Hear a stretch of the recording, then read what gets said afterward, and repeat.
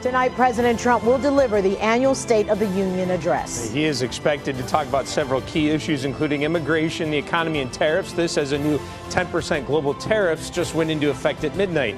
Here's NBC's Tracy Wilkins with more. While few details have been confirmed for tonight's State of the Union address, the president's latest public comments and his posts on Truth Social may suggest what the nation can expect. There is one thing the president has made clear. It's going to be a long speech because we have so much to talk about. The latest polling showing nearly 60% of Americans disapprove of President Trump's overall performance, and more than half disapproving of key policies like the economy, international relations, and immigration enforcement, according to a Washington Post ABC poll.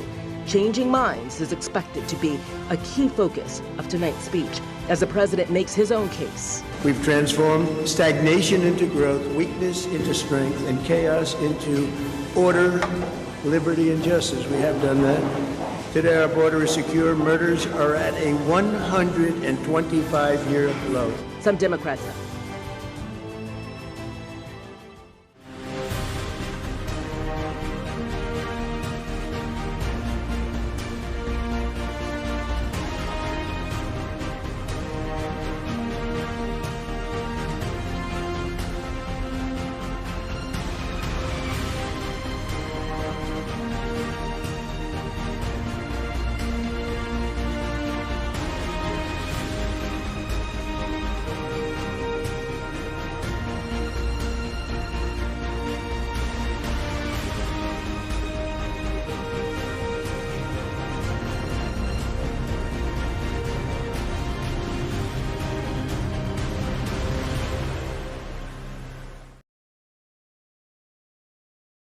Hey guys, welcome back to Resistance Chicks. I'm one of your hosts, Michelle. It's Tuesday night, which means it's Healing for the Fractured Soul. No. I don't know if there's going to be any healing that's going to go on tonight. Your soul might fracture. No, just kidding. We're not going to speak that out. Yes, there's going to be healing. There's always healing in the name of Jesus. Now, here's the thing. I'm so glad that you guys are here. You voted for this. You all voted for this. Let's just keep that in mind. Now, everybody that didn't vote for this, then you get to be, I wanted healing for the fractured soul and everybody else wanted this. Sorry. But everybody else, you asked for it. So here we are. The State of the Union address. Let me go over here and monitor. They hadn't gotten started yet when I, all right, he's coming in. Let's go ahead and do a screen share. I'm going to keep it muted while he's walking in and shaking hands with everybody. And who's the guy that's like taller than Trump? Oh, he must be on a little platform there with the seats. Okay, that makes sense. So everybody's doing a little hand shaky with Trumpy there. And I do have it muted on purpose, so that's why you're not hearing anything from there. How is audio coming from Michelle, just so that we know? Here's the deal. Trump said it's going to be a very long speech. I am terrified of that. I don't know how late I'll make it. The last time he did this, remember, this is his first State of the Union address in his second term. Last year, I think it was March 4th, it was, they just called it a joint address to Congress. It was not an official State of the Union address. I'm not really sure why. If you guys remember that, hey, I'm going to get a little selfie with Trump. That's embarrassing. Come on. Okay, so shaky, hi, love you, dude. Yeah, I don't know if I really like you. Oh, Gitter's wanting to drop. I don't know what's going on over there, Gitter. Everybody's wanting to drop. No, you don't. No, you don't. I curse you in the name of Jesus. This is hilarious. Everything's giving me fits for tonight. Nope, we're speaking life over the tech in the name of Jesus. This is the last night this is going to happen because tomorrow night, Abigail and her dad and her brother and her sister are coming over. So no Revelation Red Pill tomorrow night. They're coming over. We're going to get a whole new system. It's amazing. It's so strange. We should not be having a choppy feed. I rebuke this in the name of Jesus. I'm going to go ahead and unmute, and we're going to hope that this is the last of the issues that we have here. Holy cow. Oh, I'm having hang on. Stay right there. Don't go anywhere. I just replugged in the hard line. That should fix it. Or speak that it's going to fix it in the name of Jesus. All right, I'm going to unmute this, and we're going to We're gonna rock.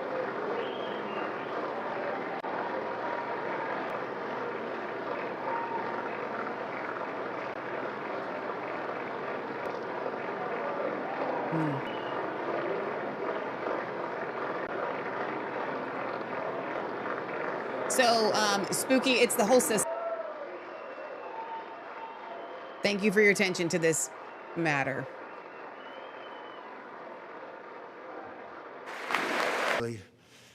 An honor. Might come back. Gitter won't come back. Facebook won't come back.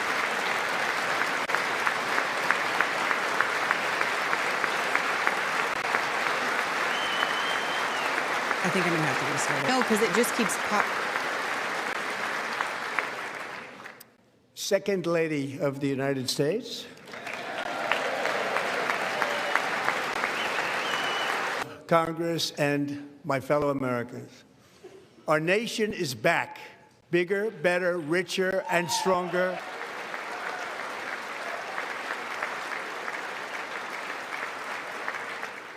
Less than 5 months from now, our country will celebrate an epic milestone in American history, the 250th anniversary of our glorious American independence. This July 4th, we will mark 2.5 centuries of liberty and triumph, progress and freedom.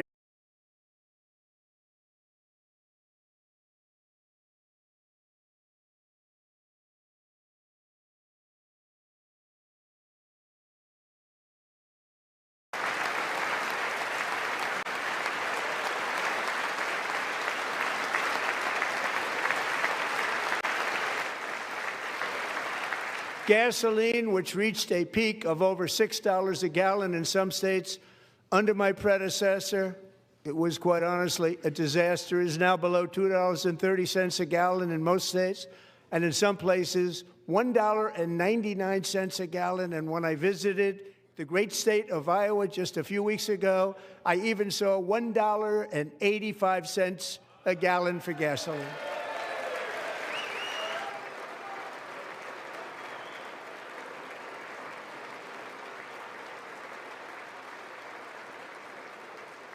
Mortgage rates are the lowest in 4 years and falling fast, and the annual cost of a typical new mortgage is down almost $5,000 just since I took office. 1 year.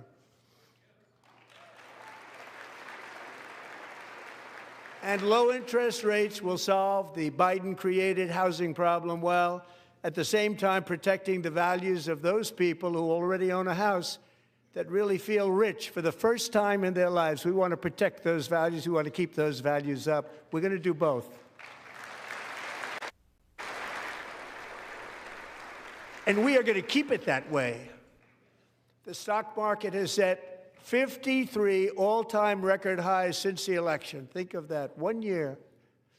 Boosting pensions, 401ks, and retirement accounts for the millions and millions of Americans. They're all gaining. Everybody's up, way up. In 4 long years, the last administration got less than $1 trillion in new investment in the United States. And when I say less, substantially less. In 12 months, I secured commitments for more than $18 trillion pouring in from all over the globe.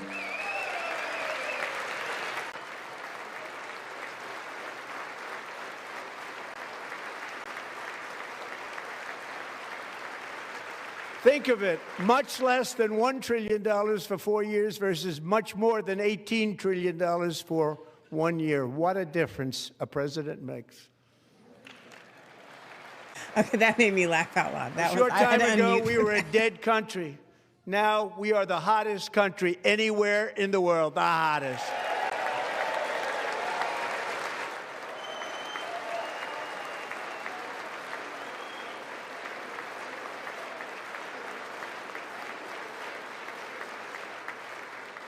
As thousands of new businesses are forming and factories, plants, and laboratories are being built, we have added 70,000 new construction jobs in just a very short period of time. It's getting bigger and bigger and stronger. Nobody can believe what they're watching. American oil production is up by more than 600,000 barrels a day, and we just received from our new friend and partner, Venezuela, more than 80 million barrels of oil. Oh boy.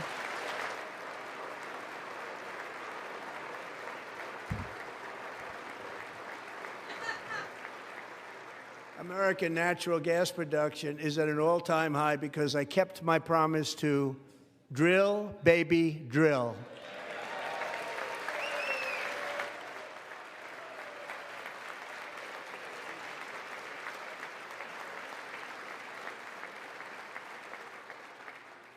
More Americans are working today than at any time in the history of our country. Think about that. Any time in the history of our country, more working today. And 100% of all jobs created under my administration have been in the private sector.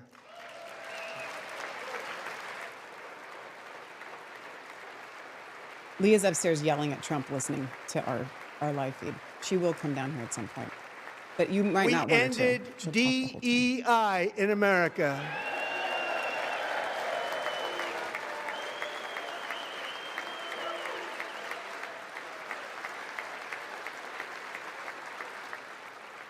We cut a record number of job-killing regulations, and in 1 year we have lifted 2.4 million Americans, a record, off of food stamps. Leah literally was just upstairs screaming, "You did not, you did not." And for all of these reasons, I say tonight, members of Congress, the state of our union is strong.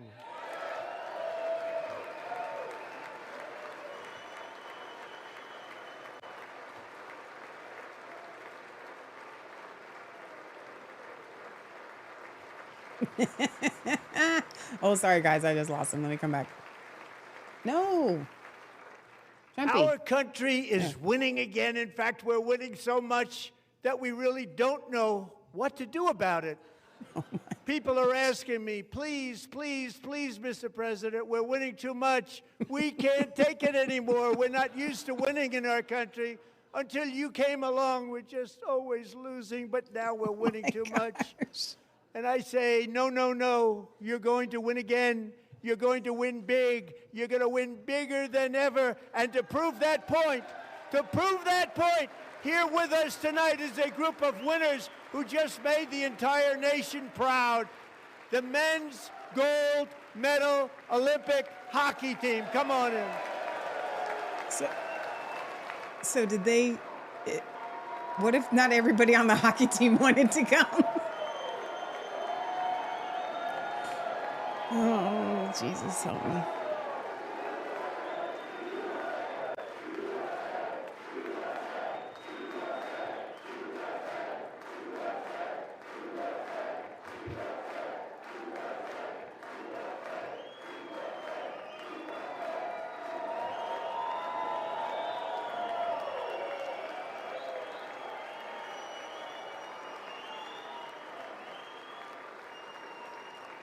Leah says, did they bring all their teeth?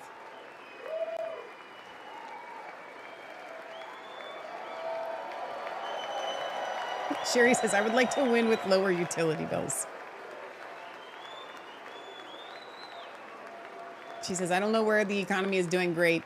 Springfield going downhill and cost of living are out of control.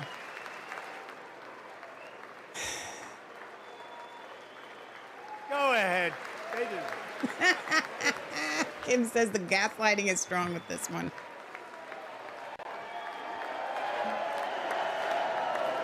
Leah says, Sherry, hockey's good for business. Chris says, it's working now, but my ears are burning from all the lying, omitting the key facts surrounding singled out statistics.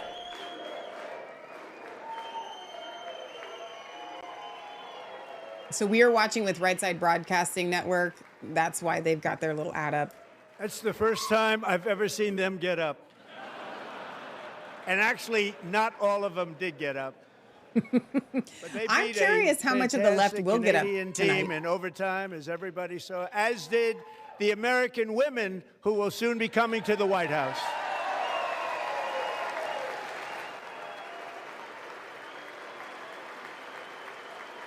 I feel like a lot of the left is standing.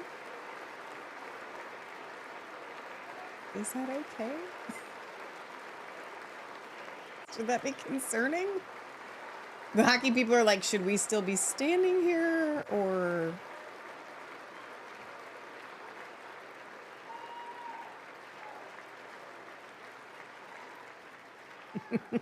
They were in the Oval Office before, and I just want to say a second very big congratulations to Team USA. But I have to say that, and I told them this, and we took a vote of the team. I said, anybody votes no, I'm not doing it. So they stood there, and they weren't about to say no, because I've never seen a goaltender play as well as goalie Connor Hellebuck. Did you even watch him play, Trump? I mean, come on. Maybe he did. Maybe he did.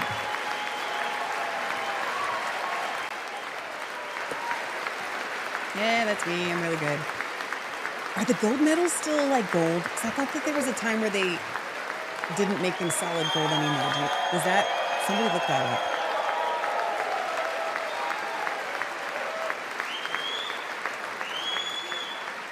Yeah, I won the whole thing by myself. Think of it, 46 shots on gold, and I asked him, the one shot, the one where you put your stick in the back and it hit the neck of your stick and bounced off. Do you practice that, or was that a little lucky? He refused to answer that question. There's someone wearing a mask? But I just want to tell you that the members of this great hockey squad will be very happy to hear, based on their vote and my vote, and in this case, my vote was more important, they're plated with that gold. I will soon be presenting Connor with our highest civilian honor, which we will be given, and which has been given to many athletes over the years. But when I say many, not too many, like 12, it's called the highest civilian honor in our country, the Presidential Medal of Freedom.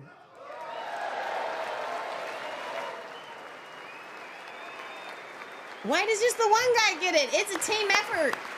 Now you're making me mad.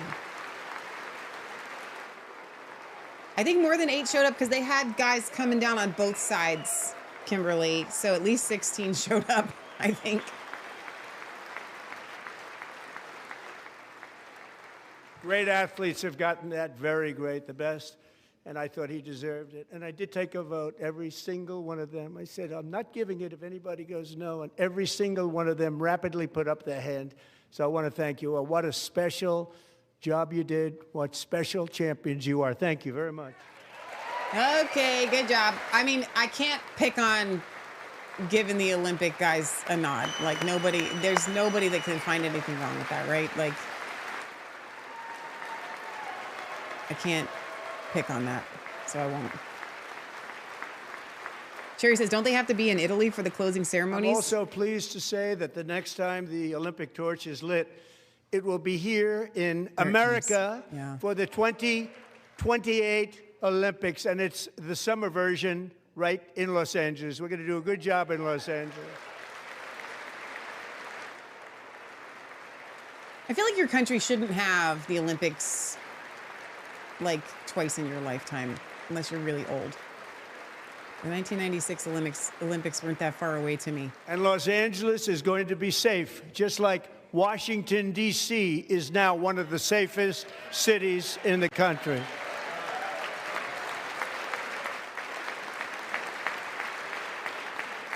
And this year, and I must say I got them both. Haven't we had it since I got them in 1996? the first term.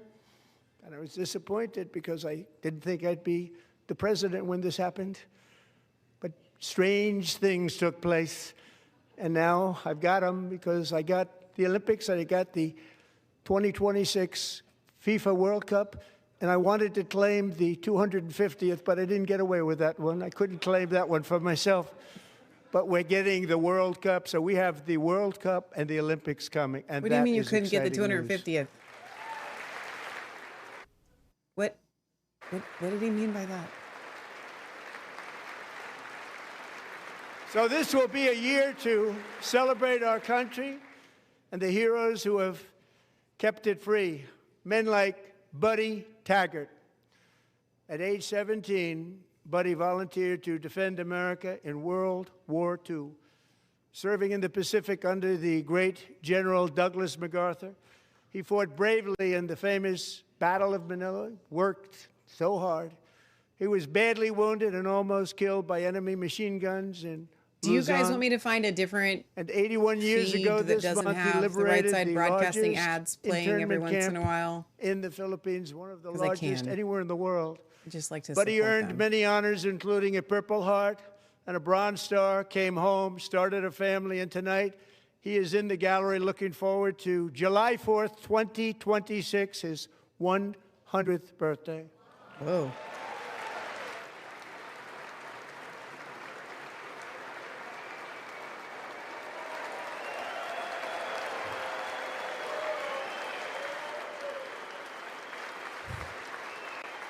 Wow.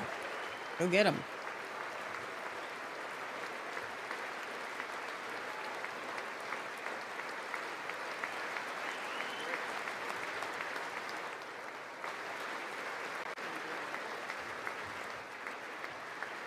This is why it's going to be a long speech. So, buddy, you're a brave man, and we salute you. Even in times of challenge, setback, and immense heartache, the spirit of 1776 has always shone through very brightly. It was July 4th of last year when floodwaters tore through a girls' summer camp in Central Texas. One of the worst things I've ever seen. I was there, rising 26 feet in the matter of minutes, tragically claiming many, many lives. You all remember that one. As the waters threatened to sweep her away, 11-year-old Millie Kate McClelland closed her eyes and prayed to God. She thought she was going to die. Those prayers were answered when Coast Guard rescue swimmer Scott Ruskin descended from a helicopter above. Nobody knew where he came from. It was Scott's first ever rescue mission, a young guy, but very brave, very, very top, always top in his class. And he lifted not just Millie Kate, but 164 others to safety. Wow. That's amazing.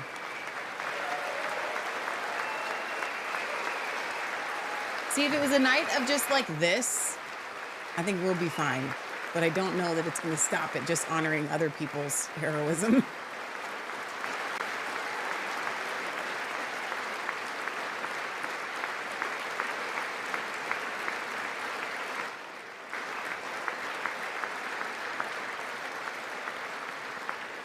People watched Scott from a distance, and they couldn't believe what they were seeing. The winds were blowing, the rain was pouring, everything was going, and that rapid water, nobody's ever seen anything like it. They said, wow, that's something. Tonight, Scott and Millie Kate are here together, reunited for the very first time. Thank you, Scott, Millie Kate. Chris says, I hope the rescuer got a medal. Yeah, me too. I'm sure he did get something.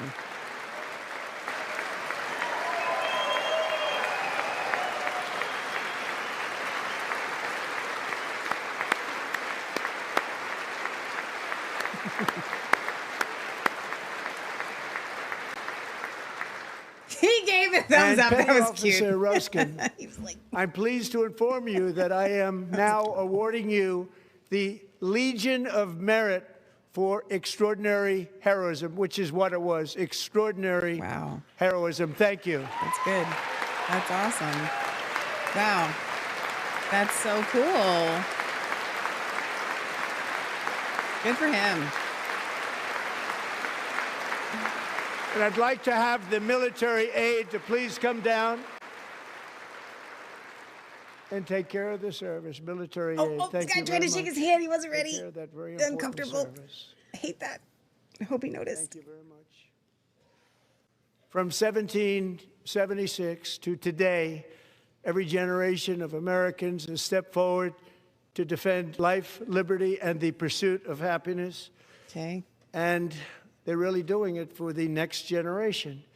But now it's our turn. Together, we're building a nation where every child has the chance to reach higher and go further, where government answers to the people, not the powerful, and where the interests of hardworking American citizens are always our first and ultimate concern.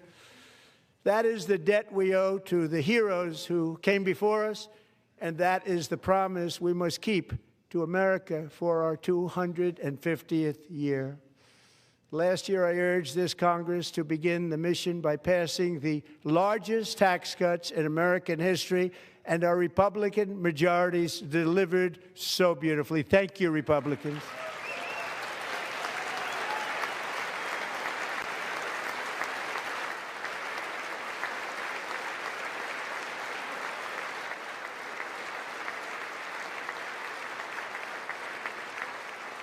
All Democrats, every single one of them, voted against these really important and very necessary massive tax cuts.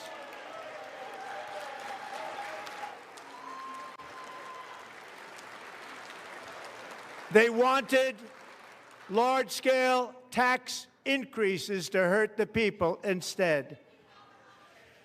But we held strong, and with the great, big, beautiful bill, we gave you no tax on tips, no tax on overtime, and no tax on Social Security for our great seniors.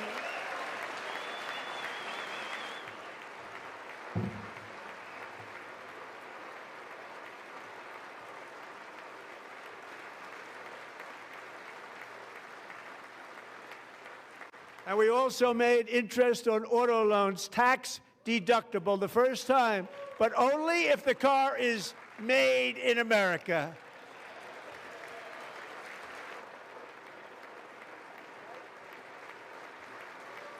Jerry Kula says his voice sounds like he is exhausted.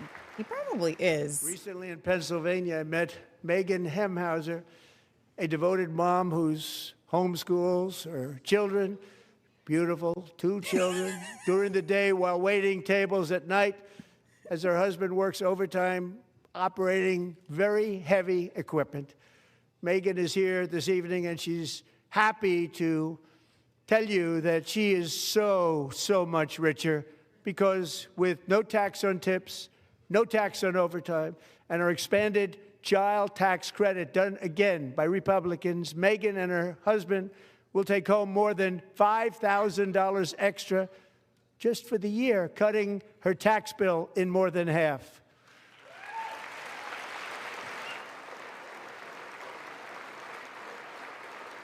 Megan, please stand up. We're fighting for you, Megan.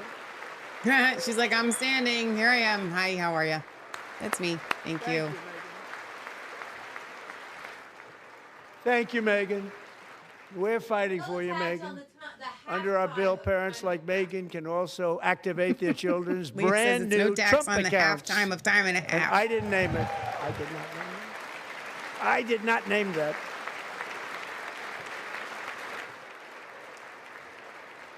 Nobody believes me, but I did not name it. It was named by a very tall man sitting right there in the third row.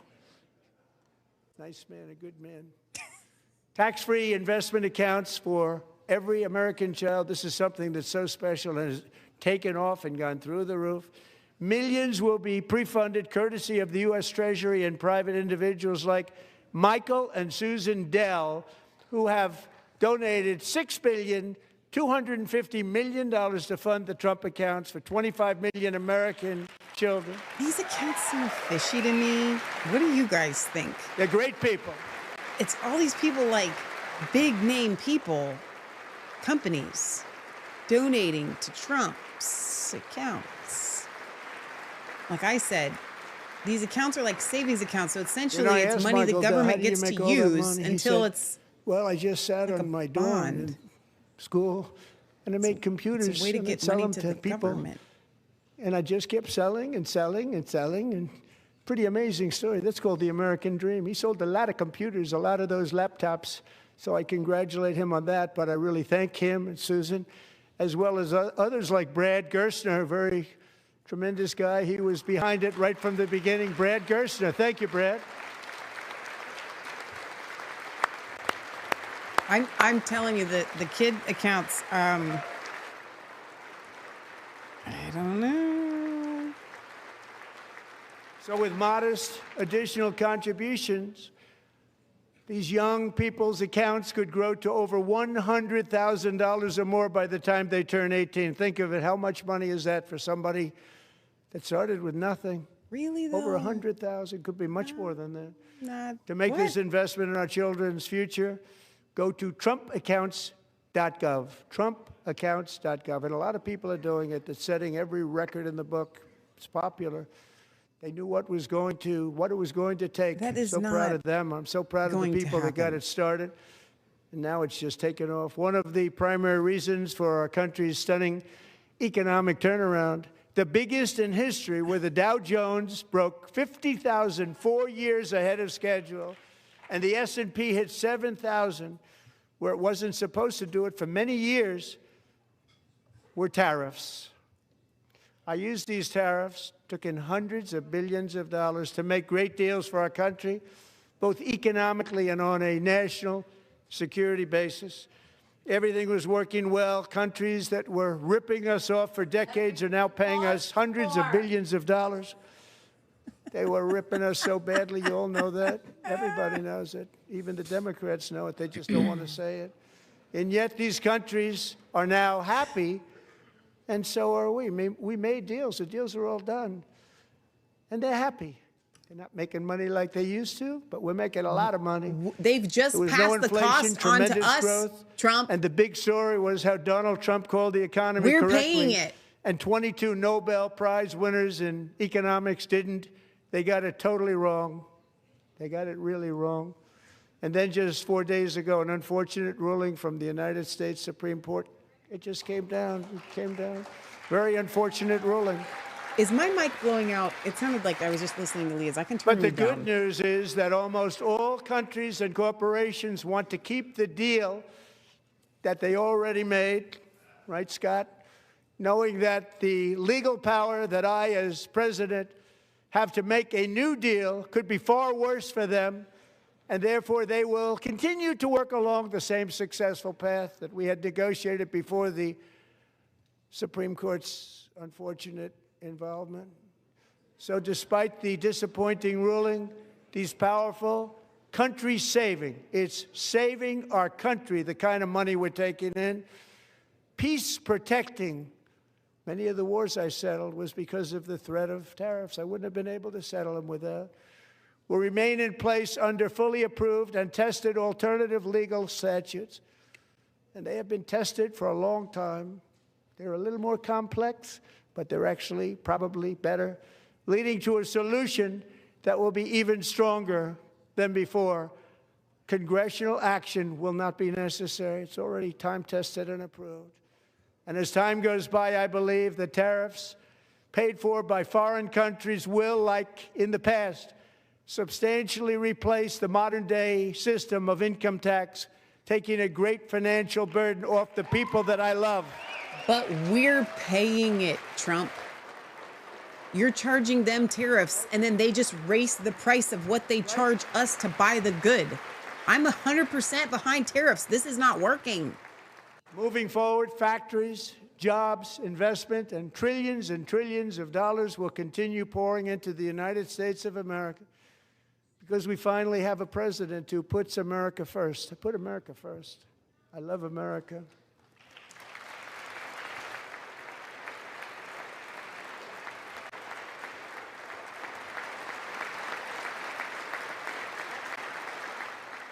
For decades before I came along, we had the exact opposite. From trade to health care, from energy to immigration, everything was stolen and rigged in order to drain the wealth out of the productive, hardworking people who make our country great, who make our country run. Under Biden and his corrupt partners in Congress and beyond, it reached a breaking point with the Green New scam, open borders for everyone. They poured in by the millions and millions from prisons, from mental institutions. They were murderers, 11,888 murders. They came into our country. You allowed that to happen. And record-setting inflation that cost the typical family $34,000 in just a speck of time. Now the same people in this chamber who voted for those disasters suddenly used the word affordability, a word. They just used it. Somebody gave it to them, knowing full well that they caused and created the increased prices that all of our citizens had to endure. You caused that problem. You caused that problem.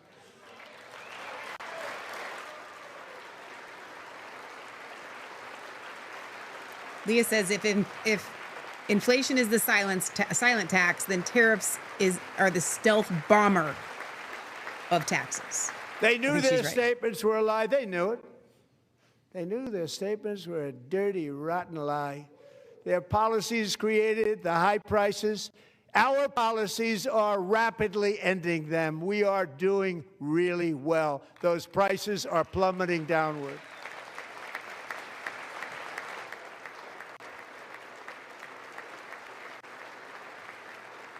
The price of eggs is down 60%.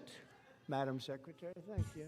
Leah's yelling Cost upstairs. of chicken, butter, fruit. No, they're not. Hotels, automobiles, rent is lower today than when I took office by a lot. And even beef, which was very high, is starting to come down significantly. Just hold on a little while. We get it down. And soon you will see numbers that few people would think were possible to achieve just a short time ago. Nobody can believe when they see the kind of numbers. I told you you'd be glad she wasn't down here. What is your definition of down, Trump? Like Because that. They it cannot seems believe like it. it's not the same. It's like another big tax Would you like cut. to join the show? I'm also confronting one of the biggest ripoffs of our times, the crushing cost of health care caused by you.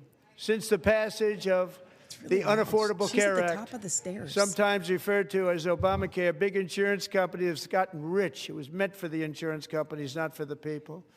With our government giving them hundreds and hundreds of billions of dollars a year as their stock prices soared 1,000, 1,200, 1,400, and even 1,700%, like nothing else.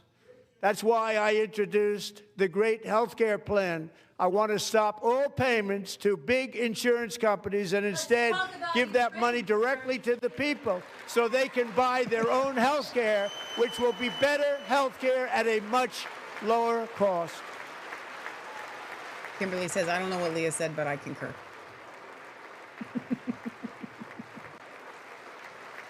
Deb says, eggs may have gone down, but chicken feed keeps going up. In addition, my plan requires maximum price transparency. That's a big deal. Sounds so simple, so big. And I did that in my first term, and the Democrats immediately terminated it with full knowledge that they were doing a very bad thing for the people. Costs were going to go way up, and that's what happened, and now I'm bringing them way down on health care and everything else. I'm also ending the wildly inflated cost of prescription drugs like has never happened before.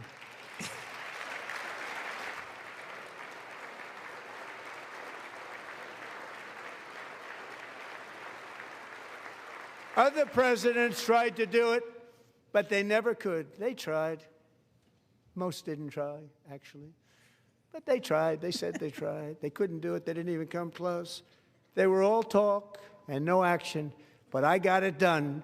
Under my just enacted most favored nation agreements, Americans who have for decades paid by far the highest prices of any nation anywhere in the world for prescription drugs will now pay the lowest price anywhere in the world for drugs. Anywhere. The lowest price.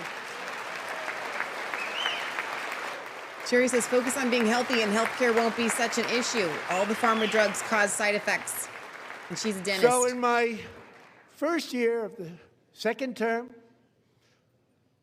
should be my third term, but No. strange things happen.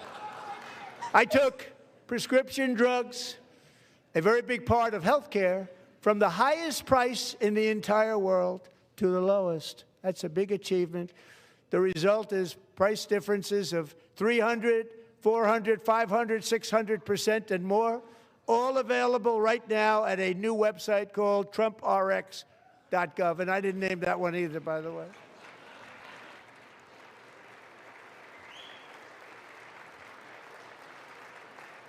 Should we look at that? And here tonight is the very first customer ever to get that big discount, and it is big, Catherine Rayner. For 5 years, she and her husband have struggled with infertility, and they turned to IVF. Trump One RX does drug not has been costing take you Catherine anywhere. $4,000 to find it? purchase.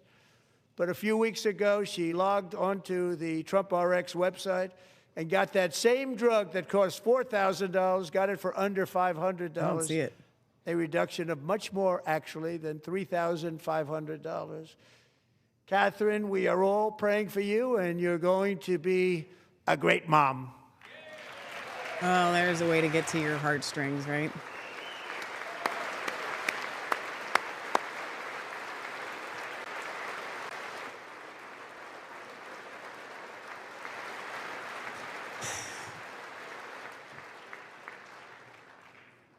So now I'm calling on Congress to codify my most favored nation program into law. Now, the one thing, I'm not sure it matters because it's going to be very hard for somebody that comes along after me to say, let's raise drug prices by 700 or 800%.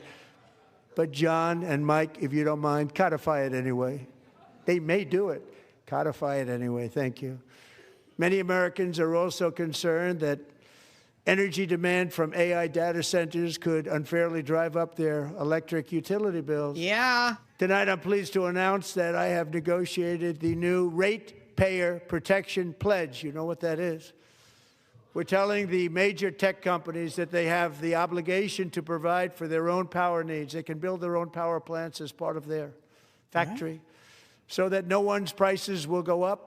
And in many cases, prices of electricity will go down for the community, and very substantially down. This is a unique strategy never used in this country before. We have an old grid. It could never handle the kind of numbers, the amount of electricity that's needed. So I'm telling them they can build their own plant. They're going to produce their own electricity. It will ensure the company's ability to get electricity while at the same time lowering prices of electricity for you, and could be very substantial for all of you cities and towns. You're going to see some good things happen over the next number of years. Another pillar of the American dream that has been under attack is home ownership. With us tonight is Rachel Wiggins, a mom of two from Houston.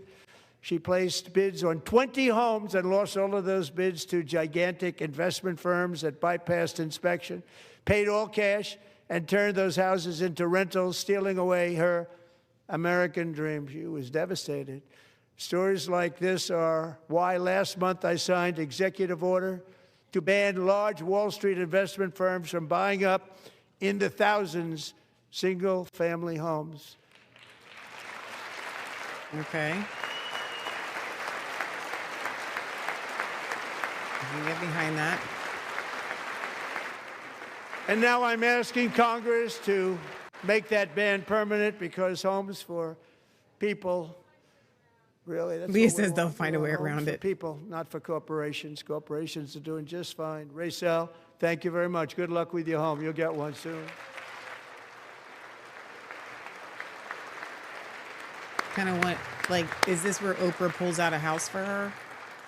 We're also working to make it easier for Americans to save for retirement.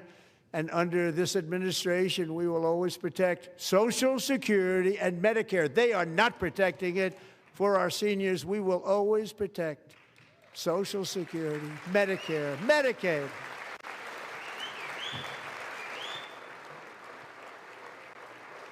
Since I took office, the typical 401k balance is up by at least $30,000. That's a lot of money. We have millions and millions of people, because the stock market has done so well, setting all those records. Your 401ks are way up. Yet half of all of working Americans still do not have access to a retirement plan with matching contributions from an employer. To remedy this gross disparity, I'm announcing that next year my administration will give these often forgotten American workers, great people, the people that built our country, access to the same type of retirement plan offered to every federal worker. We will match your contribution with up to $1,000 each year.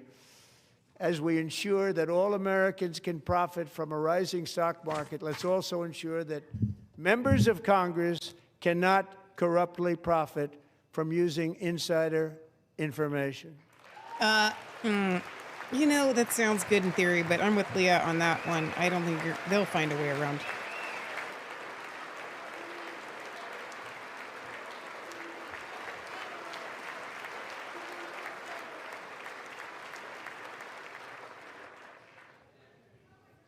They stood up for that. I can't believe it. I can't believe it. This Did is Nancy great. Pelosi stand up if she's here? Doubt it. Pass the Stop Insider Trading Act without delay.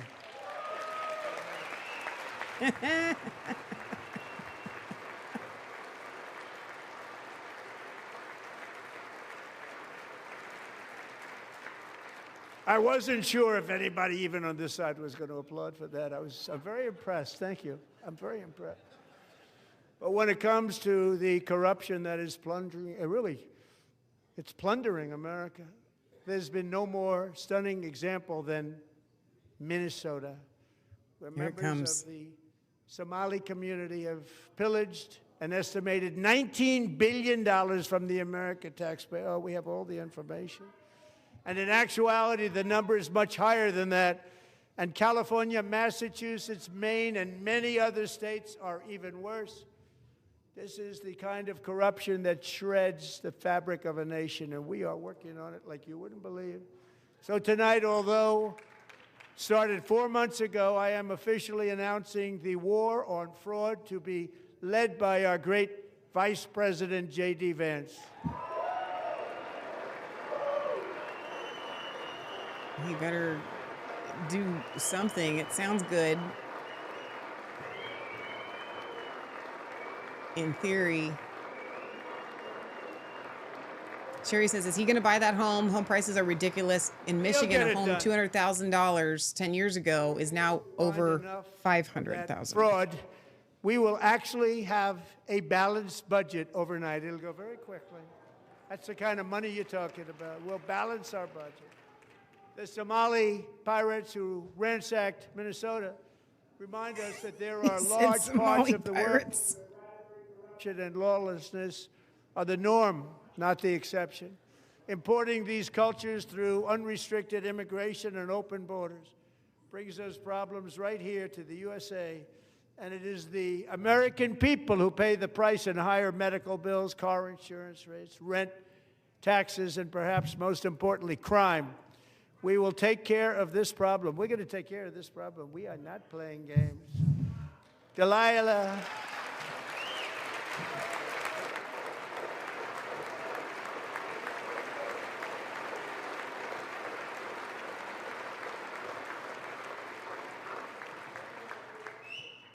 Delilah Coleman was only 5 years old in June 2024 when a 18-wheel tractor trailer plowed into her stopped car traveling at 60 miles an hour or more.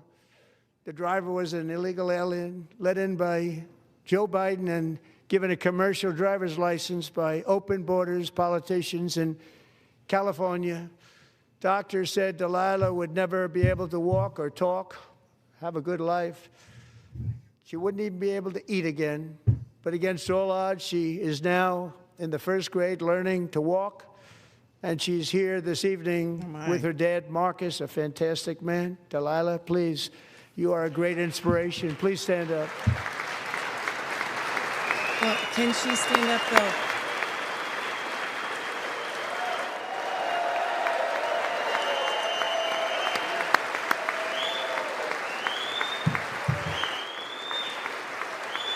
Wow, that'll get your heart for sure.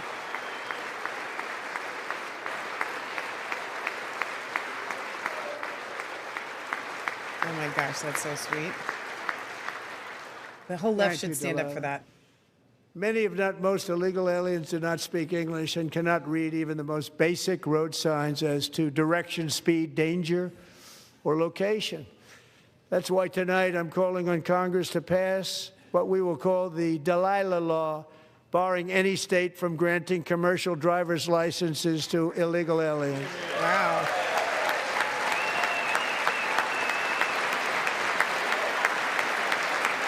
Here's the deal, though. Like, that should already be illegal in every state. Anyway. And yesterday, as you probably saw at the White House, I hosted a ceremony with Americans who lost their treasured loved ones to the scourge of illegal immigration. People came into our country, how we allowed this to happen with our open borders. These are the angel moms and families that for decades our government betrayed and our media totally ignored. It was terrible. Hard to believe, actually. In 2023, a 16-year-old high school cheerleader named Elizabeth Medina was supposed to perform in her town's Christmas parade, but she never arrived. Her mother, Jacqueline, went home to look for her, and she found her lying dead in a bathtub, bleeding profusely after being stabbed 25 times. What? Elizabeth's killer was a previously arrested illegal alien who had broken in and brutally extinguished the brightest light in her family's life, violently and viciously. Her heartbroken mother is in the gallery to remind everyone in this chamber exactly why we are deporting illegal alien criminals to our country at record numbers, and we're getting them the hell out of here fast. We don't want them.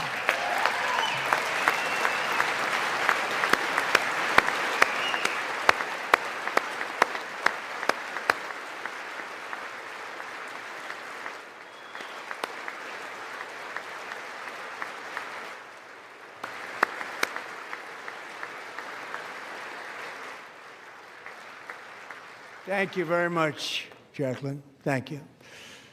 We can never forget that many in this room not only allowed the border invasion to happen before I got involved, but indeed they would do it all over again if they ever had the chance. If they ever got elected, they would open up those borders to some of the worst criminals anywhere in the world. The only thing standing between Americans and a wide open border right now is President Donald J. Trump and our great Republican patriots in Congress. Thank you. Thank you.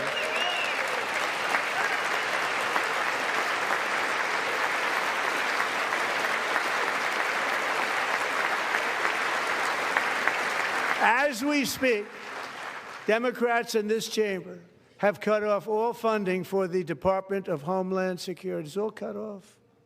It's all cut off. They have instituted another Democrat shutdown, the first one costing us 2 points on GDP. 2 points we lost on GDP, which probably made them quite happy, actually. Now they have closed the agency responsible for protecting Americans from terrorists and murderers.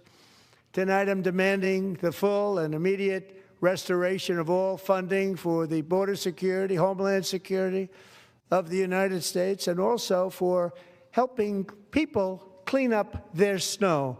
We have no money because of the Democrats, and it would be nice. We'd love to give you a hand at cleaning it up, but you gave no money. Nobody's getting paid. It's a shame. So you have to think about it. We have, in case you didn't know, a pretty large snowstorm out there. One of the great things about the State of the Union is how it gives Americans the chance to see clearly what their representatives really believe. So tonight I'm inviting every legislator to join with my administration in reaffirming a fundamental principle. If you agree with this statement, then stand up and show your support. The first duty of the American government is to protect American citizens, not illegal aliens.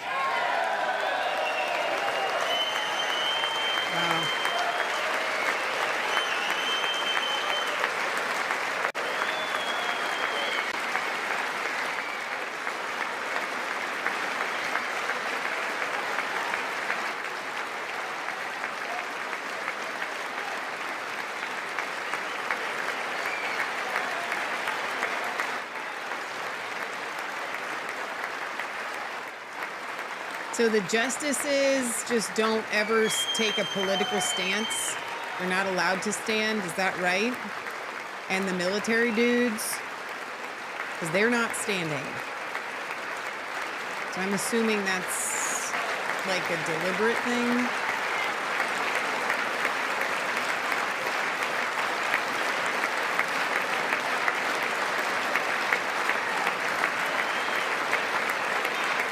They're very stoic looking in their faces, the justices. Oh my gosh. Supreme Court. Sherry says this is one issue that I am in total agreement. The open border policy is detrimental to our security and peace. I can't believe, look at all those lefties. Like, if you vote for that, can you, like, how can anybody vote for a person that does not believe that we should put Americans first? Like, the protection of Americans. That's wild to me. It's demonic.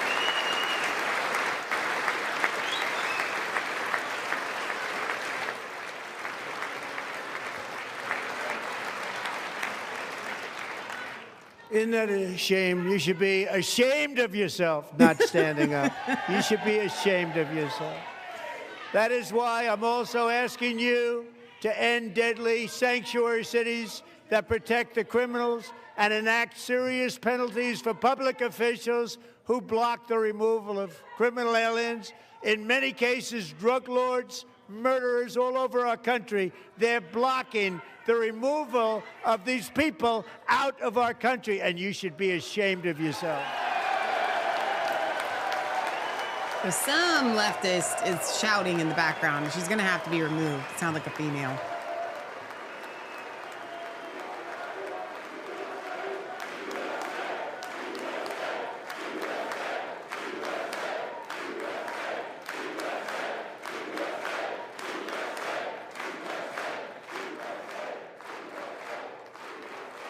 And perhaps most importantly, I'm asking you to approve the Save America Act. Sherry says anyone not standing for that is our enemy. Are you kidding me? Kimberly says protecting Americans is not illegal political. Aliens and others who are unpermitted persons from voting in our sacred American elections. The cheating is rampant in our elections. It's rampant. It's very simple. All voters must show voter ID. That's not what you meant.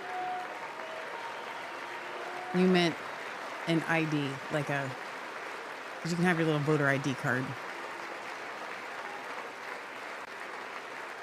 All voters must show proof of citizenship in order to vote. There we go. Does he have an earpiece? Because it sounds like they corrected him on that. And no more crooked mail-in ballots except for illness, disability, military, or travel. That's None. good. Problem is you can't tell the states. And this should be an easy one. And by the way, it's polling at 89%, including Democrats. 89%.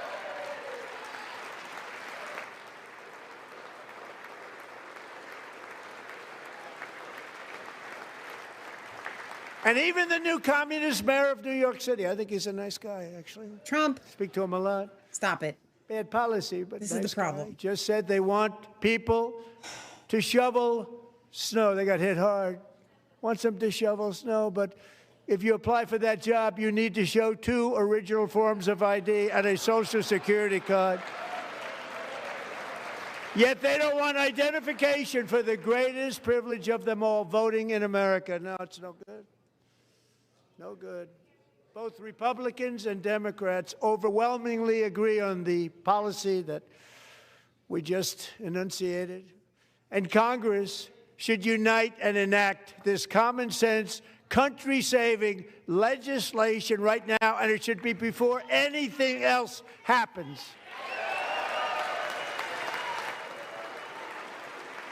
Kimberly says this reminds me of Catholic Church with all the sitting and standing.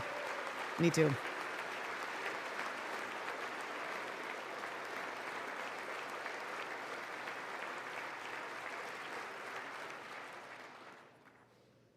And the reason they don't want to do it, why would anybody not want voter ID? One reason, because they want to cheat. There's only one reason. They make up all excuses. They say it's racist. They come up with things you almost say, what imagination they have. They want to cheat. They have cheated. And their policy is so bad that the only way they can get elected is to cheat. And we're going to stop it. We have to stop it, John.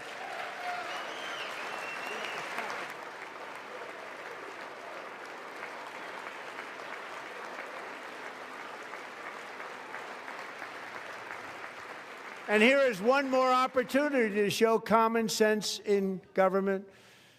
In the gallery tonight are Sage Blair and her mother, Michelle.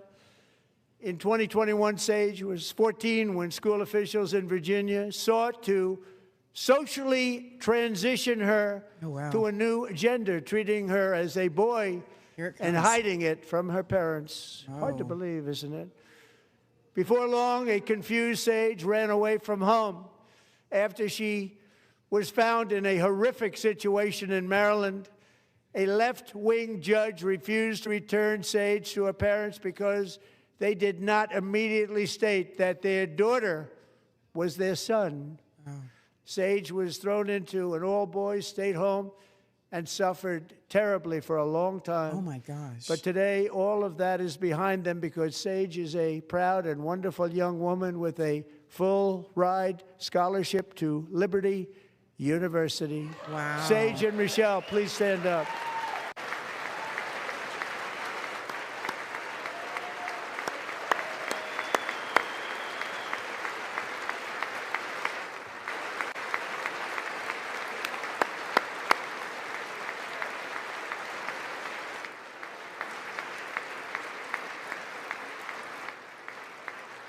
And thank you for your great bravery. And who can believe that we're even speaking about things like this?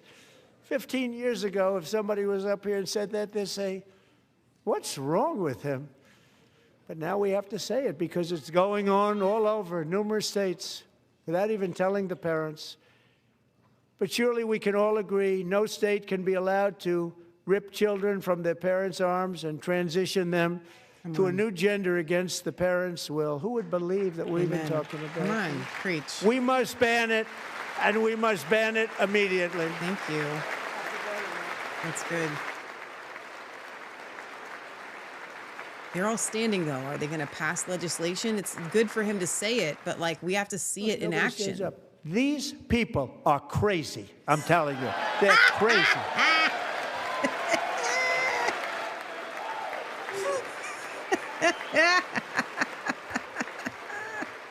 That was good.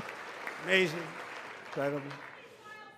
Boy, oh boy. We're lucky we have a country. With people like this, Democrats are destroying our country, but we've stopped it just in the nick of time, didn't we? Huh?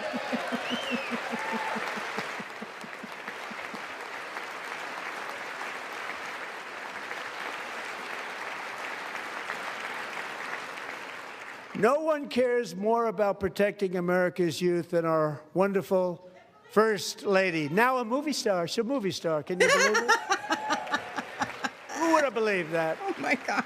Over the past year, she has had an incredible impact championing AI legislation, advancing a landmark executive order on foster care, and helping secure $30 million to launch the Melania Trump Foster Youth to Independence Initiative. It's a tremendous, really a tremendous thing that happened and had a lot of bipartisan support. She gets much better bipartisan support than I do. I get none. She gets a lot. You get a Someday lot more you're going to than have to tell me how you Trump. did that.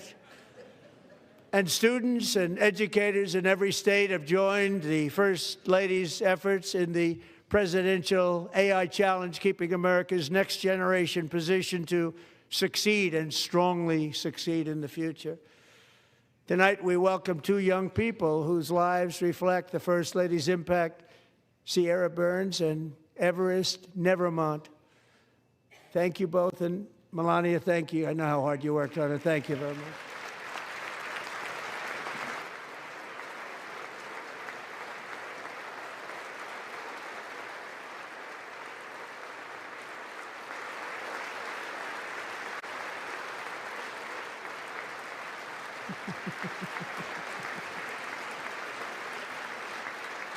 Look how tall Barron is.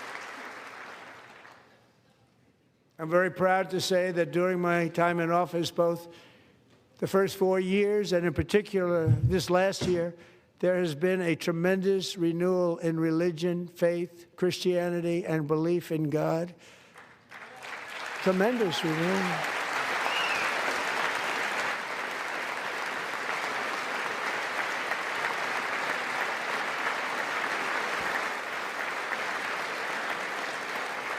This is especially true among young people, and a big part of that had to do with Charlie Kirk. my great friend, Charlie Kirk. Yep, Great here it comes. guy, great man. Erica's his special guest for the night, and I don't know if I'm gonna be able to handle her fake tears. I asked Lee, I was like, does she have her little... So last year, Charlie was violently murdered by an assassin and martyred, really martyred for his beliefs. His wonderful wife, Erica, is with us tonight. Erica, please stand.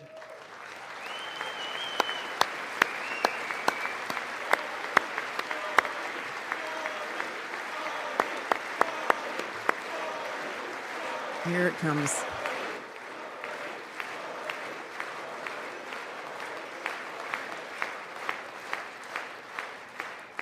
Thank you, Erica. Been through a lot. In Charlie's memory, we must all come together to reaffirm that America is one nation under God, and we must totally reject political violence of any kind.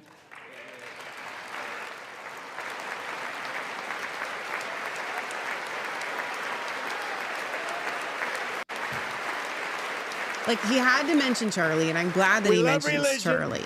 and we love bringing it back, and it's coming back at levels that nobody actually thought possible. It's really a beautiful thing to see. Above all, unleashing America's promise requires keeping our communities safe. We have made incredible strides, yet dangerous repeat offenders continue to be released by pro-crime Democrat politicians again and again. We are honored to be joined tonight by a woman who's been through hell, Anya Zarutska. In 2022, she and her beautiful daughter, so beautiful, what a beautiful young woman, Irina, fled war-torn Ukraine to live with relatives near Charlotte, North Carolina. And by the way, what's going on with Charlotte? Last summer, 23-year-old Irina was riding home on the train when a deranged monster who had been arrested over a dozen times and was released through no cash bail stood up and viciously slashed a knife through her neck and body. No one will ever forget. There were people on that train.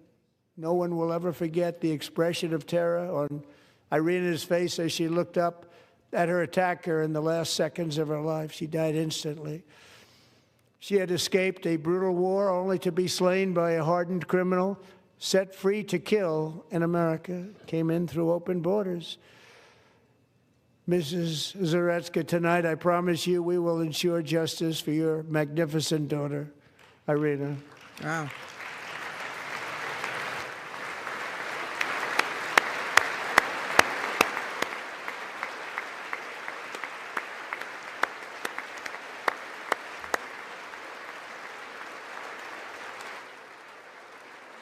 Oh, he handed her a tissue. How do you not stand? How do you not stand? Come on. I'm asking this Congress to pass tough legislation to ensure that violent and dangerous repeat offenders are put behind bars, and importantly, that they stay there.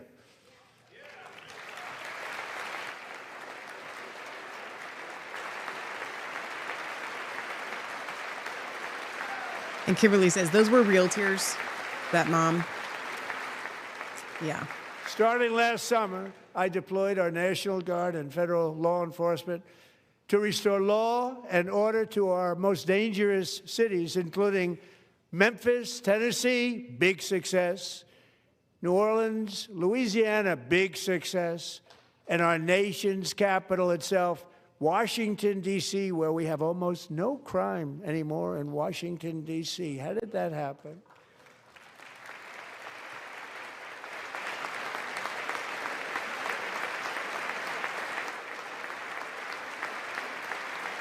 In fact, crime in Washington is now at the lowest level ever recorded, and murders in D.C. this January were down close to 100% from a year ago.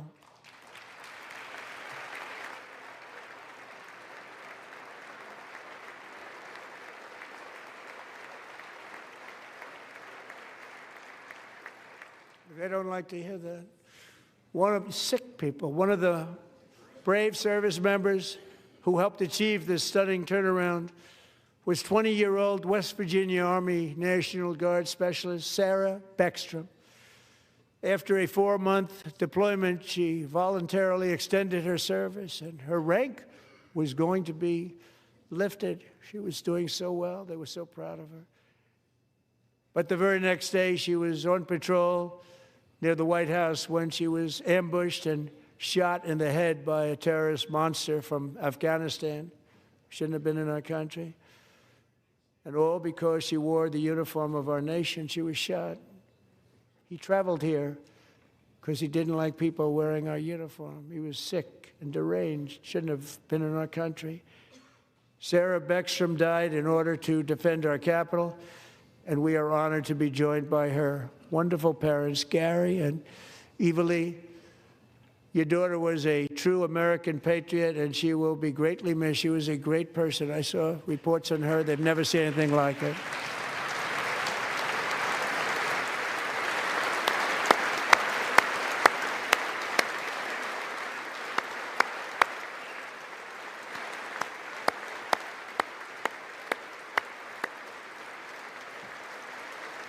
That's real sadness. Yeah, that's heartbreaking. Unbelievable.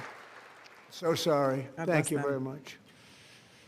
She's a great young lady. I saw reports that were like, perfect. She was perfect. Serving alongside Sarah that day was Staff Sergeant Andrew Wolf. The terrorist shot Andrew in the head, and no one thought he could possibly make it. The two of them, Sarah and Andrew, both shot violently in the head. Neither was expected to make it. They weren't even given a chance, except his wonderful mother, named Melody, who I spoke to the same night, and she was so positive. The doctors thought that Andrew was gone, but his mother said, no, Mr. President, Andrew will be fine. He's going to make it. I've never seen anything like it. I mean, he was given almost no chance. Oh. She said, I have no doubt, sir, he's going to be okay. This was a conversation that I had with her that night, with her son laying helplessly in bed, blood all over.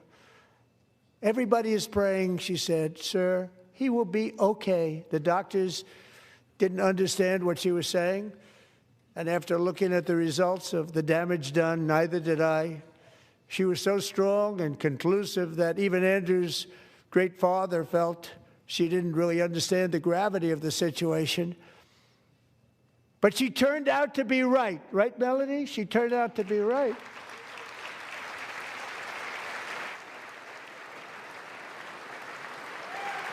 That's awesome. Oh, my gosh. Look at that's a praying mama for you. Come on. That's good stuff. Praise God.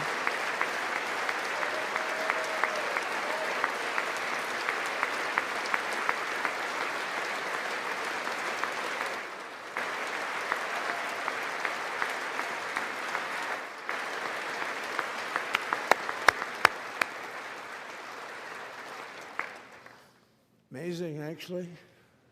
I said, where does this woman come from? She's the most positive person I've ever met. It's called Jesus Trump. With God's help, Andrew has battled back from the edge of death, and we're talking about the edge of death, on his way to a miraculous recovery. He's got a little work to do, but he's doing great. Nice to see you. He's a good-looking guy. Nice to see you. Thanks, Andrew. Thank you very much. That's a cute little smile on his face.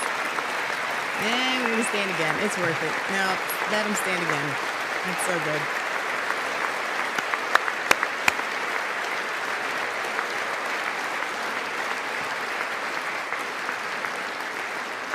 So, Andrew, while you're up, now I'm going to ask a highly respected General James Seward to present Staff Sergeant Andrew Wolf and the great family of Sarah Beckstrom with the award created by our late, great President George Washington himself. It's called the Purple Heart. Oh, wow. That's amazing.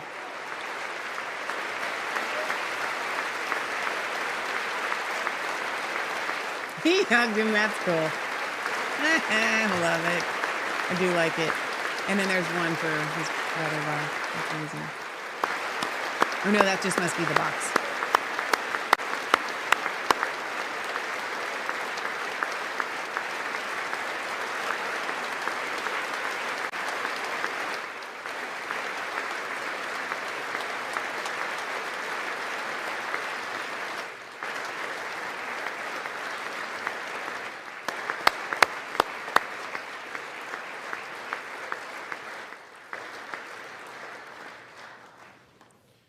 We love you all. Love you. We're proudly restoring safety for Americans at home, and we are also restoring security for Americans abroad. Our country has never been stronger. In my first 10 months, I ended 8 wars, including Cambodia. Isn't it funny? Sick people.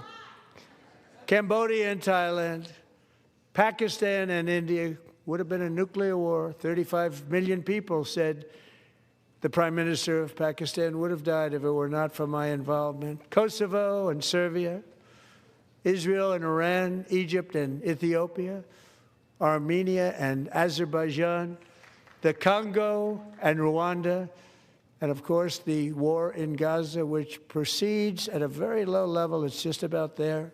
And I want to thank Steve Witkoff and Jared Kushner for your help. Thank you, Steve. Thank you, Jared.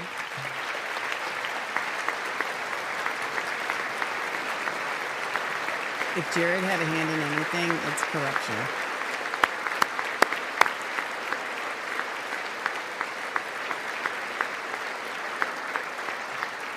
And I also want to thank the man they report to, Secretary of State Marco Rubio. Thank you, Marco.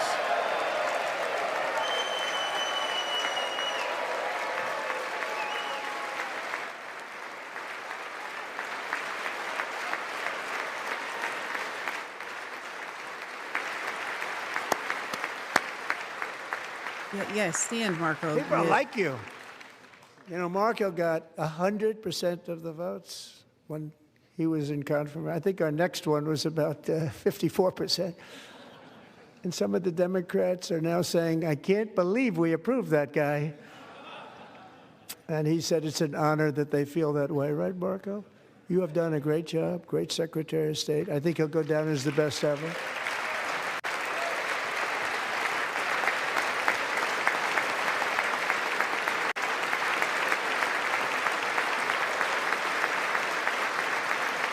Under the ceasefire I negotiated, every single hostage, both living and dead, has been returned home. Can you believe that?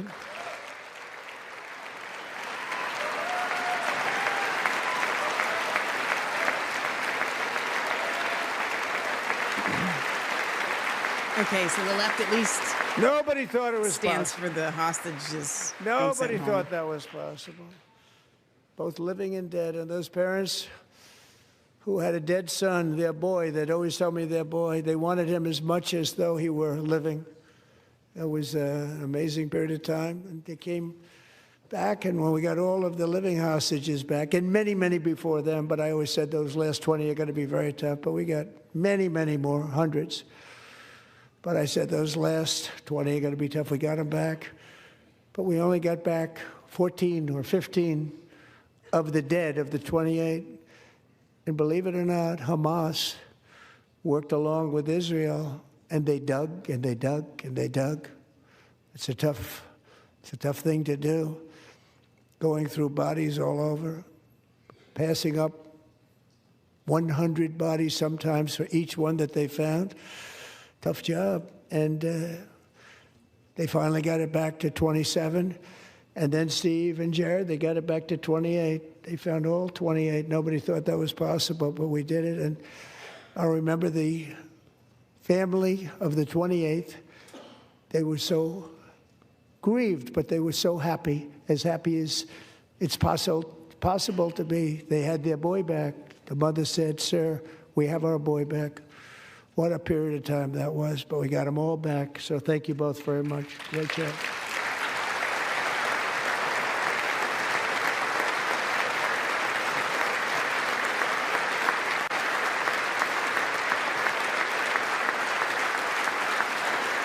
And we're working very hard to end the ninth war, the killing and slaughter between Russia and Ukraine, where 25,000 soldiers are dying each and every month. Think of that, 25,000 soldiers are dying a month.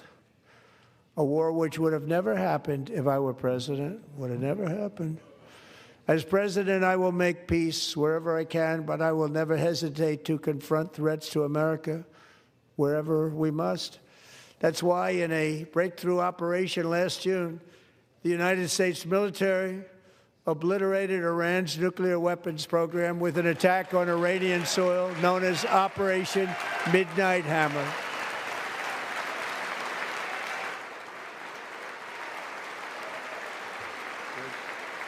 Good.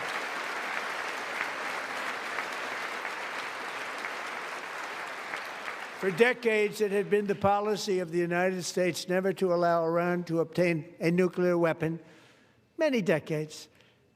Since they seized control of that proud nation 47 years ago, the regime and its murderous proxies have spread nothing but terrorism and death and hate. They've killed and maimed thousands of American service members and hundreds of thousands and even millions of people with what's called roadside bombs. They were the kings of the roadside bomb. And we took out Soleimani. I did that during my first term. Had a huge impact. He was the father of the roadside bomb.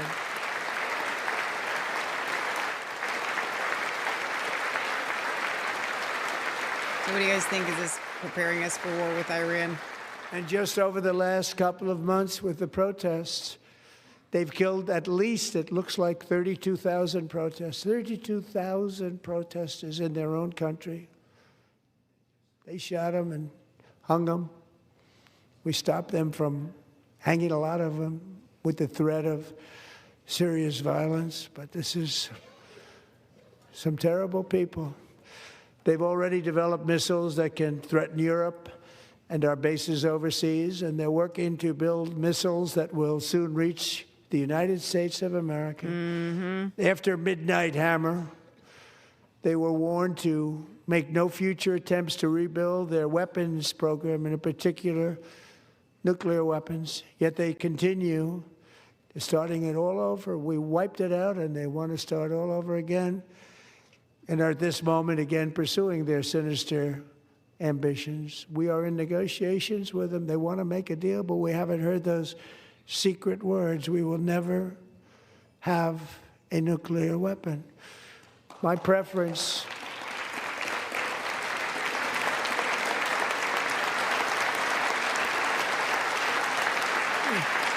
Pocahontas standing, clapping.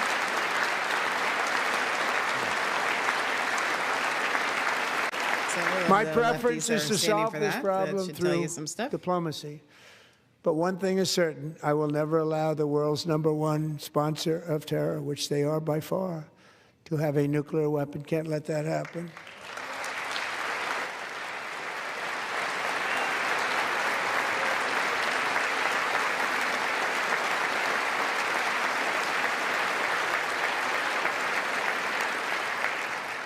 And no nation should ever doubt America's resolve. We have the most powerful military on earth. I rebuilt the military in my first term. We're going to continue to do so. Also, we just approved a $1 trillion budget. We have no choice. We have to be strong because hopefully we will seldom have to use this great power that we built together. It's really called peace through strength, and it's been very, very effective.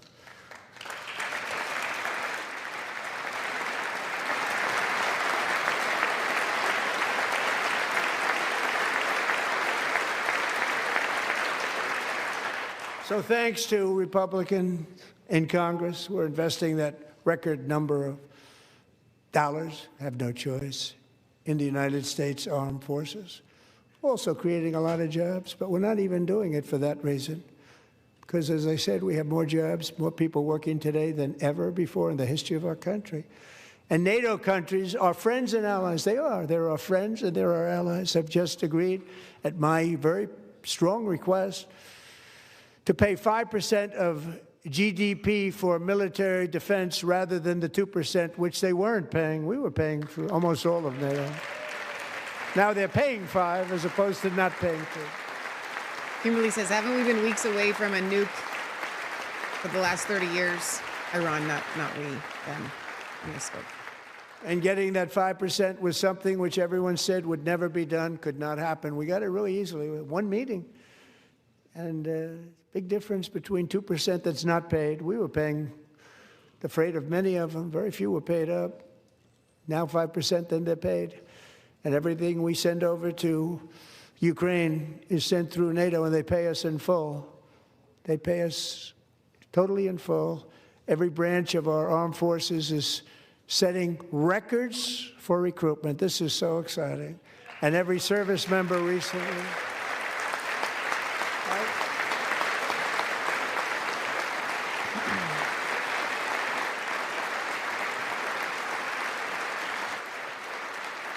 And every service member recently received a warrior dividend of $1,776. That's not a lot of money. You know, they put it on my desk. We got the money from tariffs and other things, a lot of money we have. We have much more money than people understand.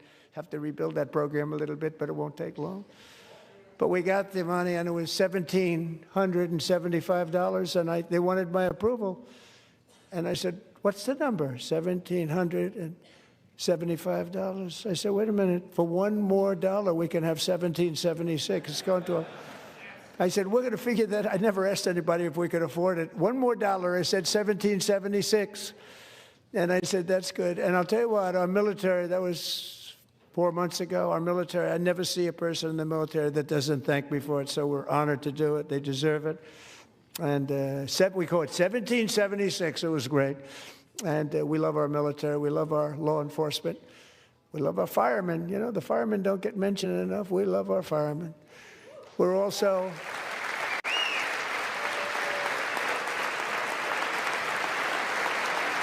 Okay, so everybody in the chamber can stand for firemen. They're a not political entity.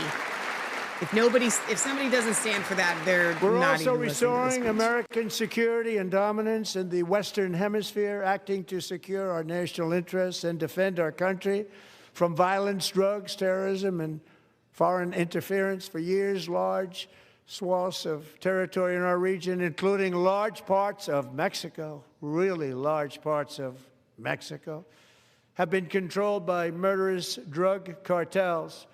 That's why I designated these cartels as foreign terrorist organizations, and I declared illicit fentanyl as a weapon of mass destruction.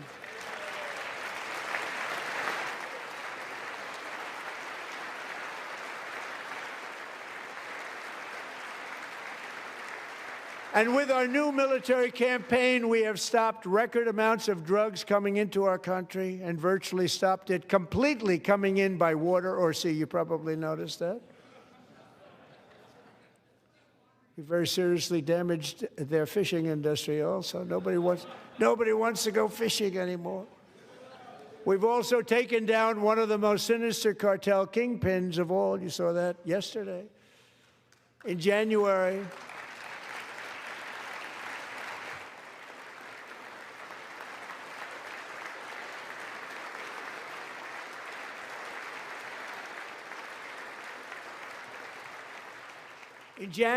elite American warriors carried out one of the most complex, spectacular feats of military competence and power in world history. No one's seen anything like it. Foreign leaders, I won't tell you who, called me and they said, very impressive, very good. They couldn't believe, they all watched. They saw what happened. This is a different fighting force that we had years ago when we fought to tie. You know, it's a great fighting force. I'm so proud of it. Look at Space Force. Space Force is my baby. Because we did that. My baby, it's becoming so important. What do you mean it's becoming so important? Are you going to mention aliens? He's going to mention the aliens. Oh, no. Don't do it. Don't do it. Do not do it. Leave the aliens alone. Leave it. And America's armed forces overwhelmed all defenses and utterly defeated an enemy, good fighters, to end the reign of outlaw dictator Nicolas Maduro and bring him to face American justice.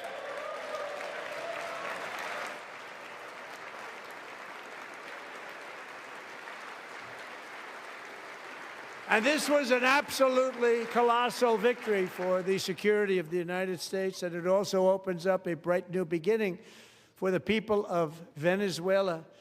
We're working closely with the new president of Venezuela, Delcy Rodriguez, to unleash extraordinary economic gains for both of our countries and to bring new hope to those who have suffered so terribly. They really did suffer. With us tonight is Alejandro Gonzalez. She grew up in a tight-knit Venezuelan family and was especially close to her beloved uncle Enrique. But after Enrique ran for office and opposed Maduro, he was kidnapped by Maduro's security forces and thrown into the regime's really infamous prison in Caracas. Alejandro feared she would never see her uncle again. She feared for her own life also. But since the raid, we have worked with the new leadership, and they have ordered the closure of that vile prison and released hundreds of political prisoners already, with more to come. Alejandro, I'm pleased to inform you that not only has your uncle been released, but he is here tonight. We brought him over to celebrate his freedom with you in person.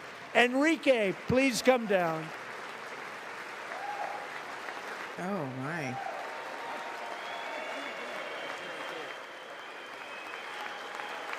Huh.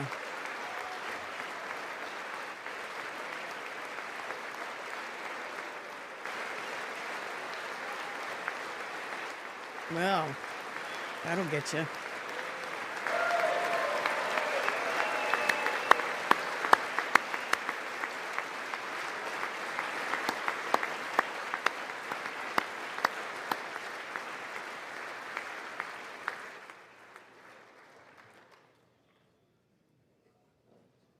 Thank you, Enrique. Have a good time.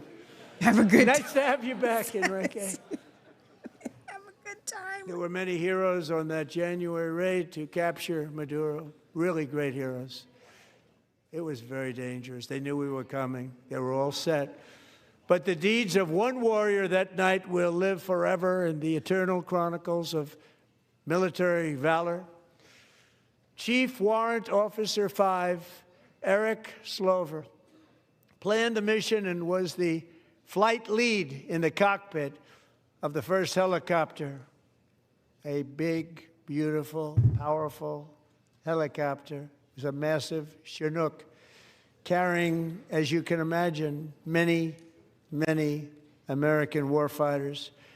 Wearing the dog tags his wife Amy had blessed with holy water before he left. She knew it was going to be a rough one. Eric steered the Chinook under the cover of night and descended swiftly upon Maduro's heavily protected military fortress. This was a major military installation, protected by thousands of soldiers and guarded by Russian and Chinese military technology. How did that work out? Not too good. While preparing to land, enemy machine guns fired from every angle, and Eric was hit very badly in the leg and hip, one bullet after another. He absorbed 4 agonizing shots, shredding his leg into numerous pieces.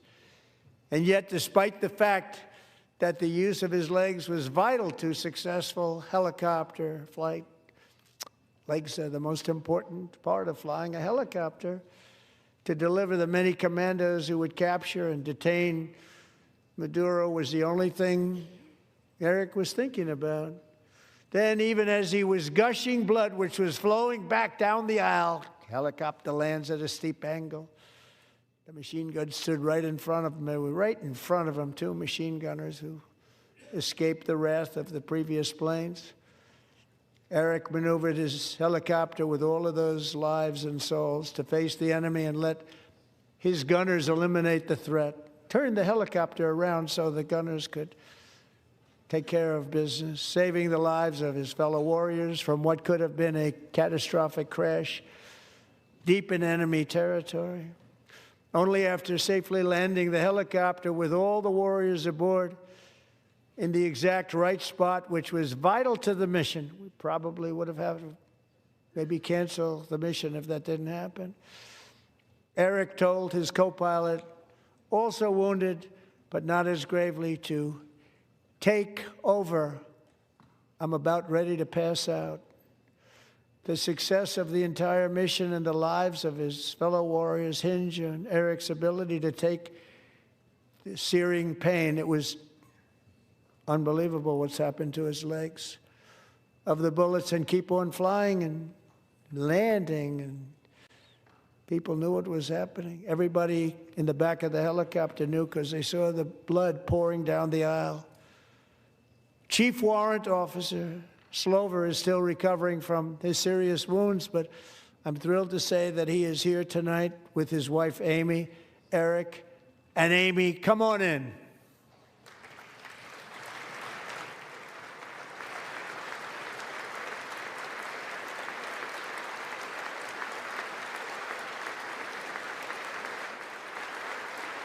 It's interesting how some people are already sitting in there and then other people are brought in because I guess there's not like enough room.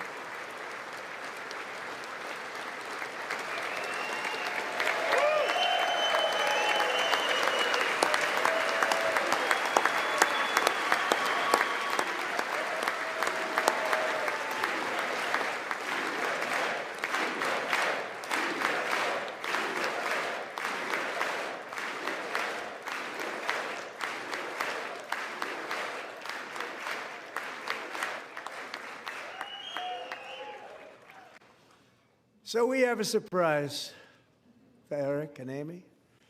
In recognition of Eric's actions above and beyond the call of duty, I would now like to ask General Jonathan Braga to present Chief Warrant Officer Slover with our nation's highest military award, the Congressional Medal of Honor. Oh, wow. Oh, my.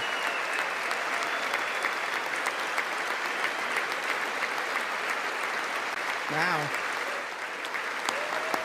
That's a very proud wife.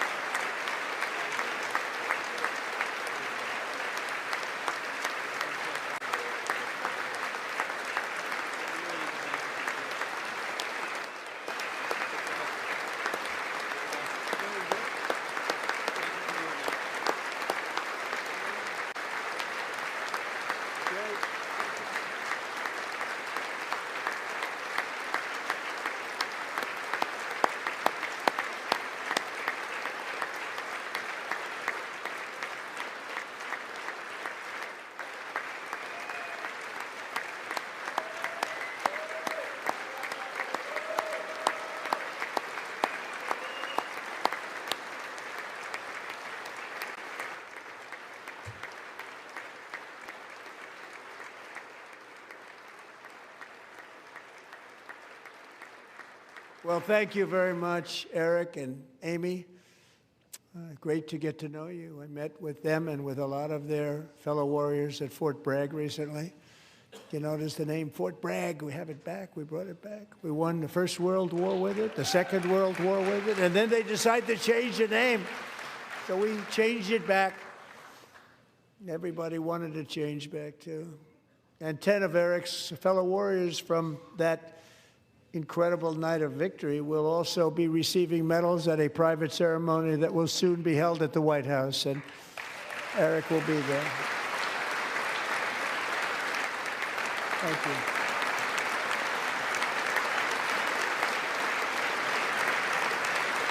Mocha Rubio, put your phone away.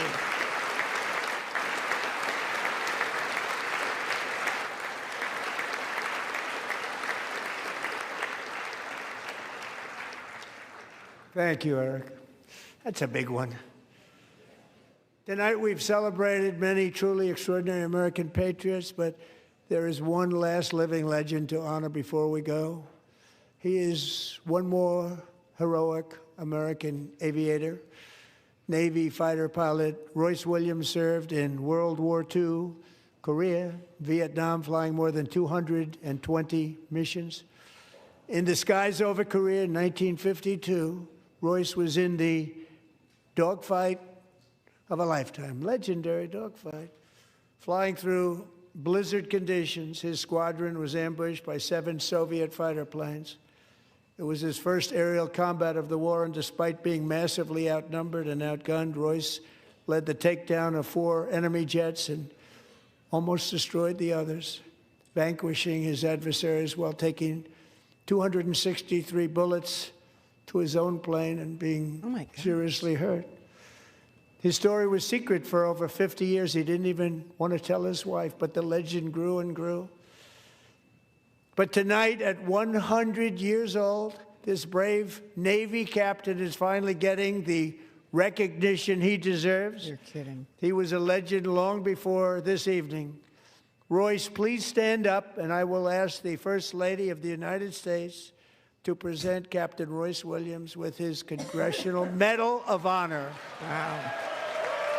Oh my gosh, look at that guy. Look at that, the smile on his face. Oh my gosh.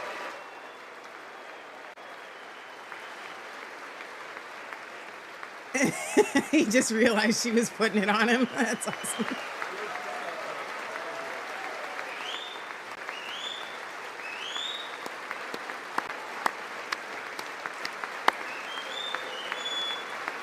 That's amazing. He's 100, dude. He's 100. Look at his face. Look at. I want to be that healthy when I'm 100. What a cool looking guy.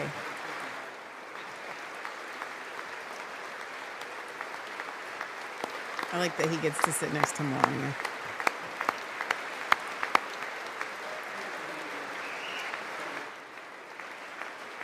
That lady kind of hit him kind of hard, trying to pat his back. He's 100, lady. Easy.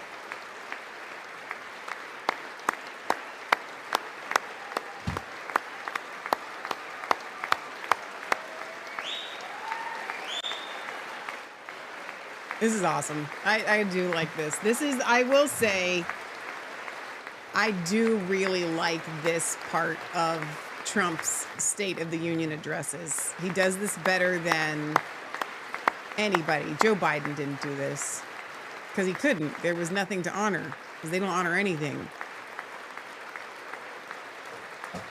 Deb says he doesn't look a day over 90. She says, no, that gives me chills. 100. Yeah, that's pretty cool. He deserves this very long standing ovation.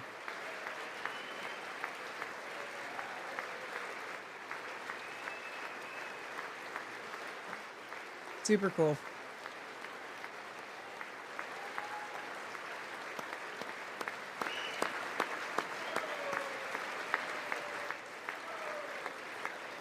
She looks like a daughter, right? Like they have the same eyes.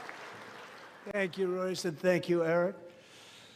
I've always wanted the Congressional Medal of Honor, but I was informed I'm not allowed to give it to myself, and I wouldn't know why I'd be taking it, but Trump? if they ever open up that law, I will be there with you someday.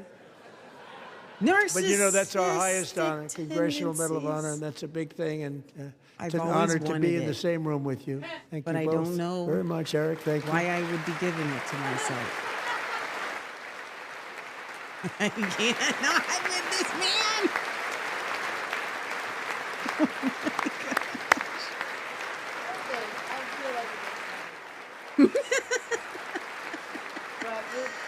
Thank you.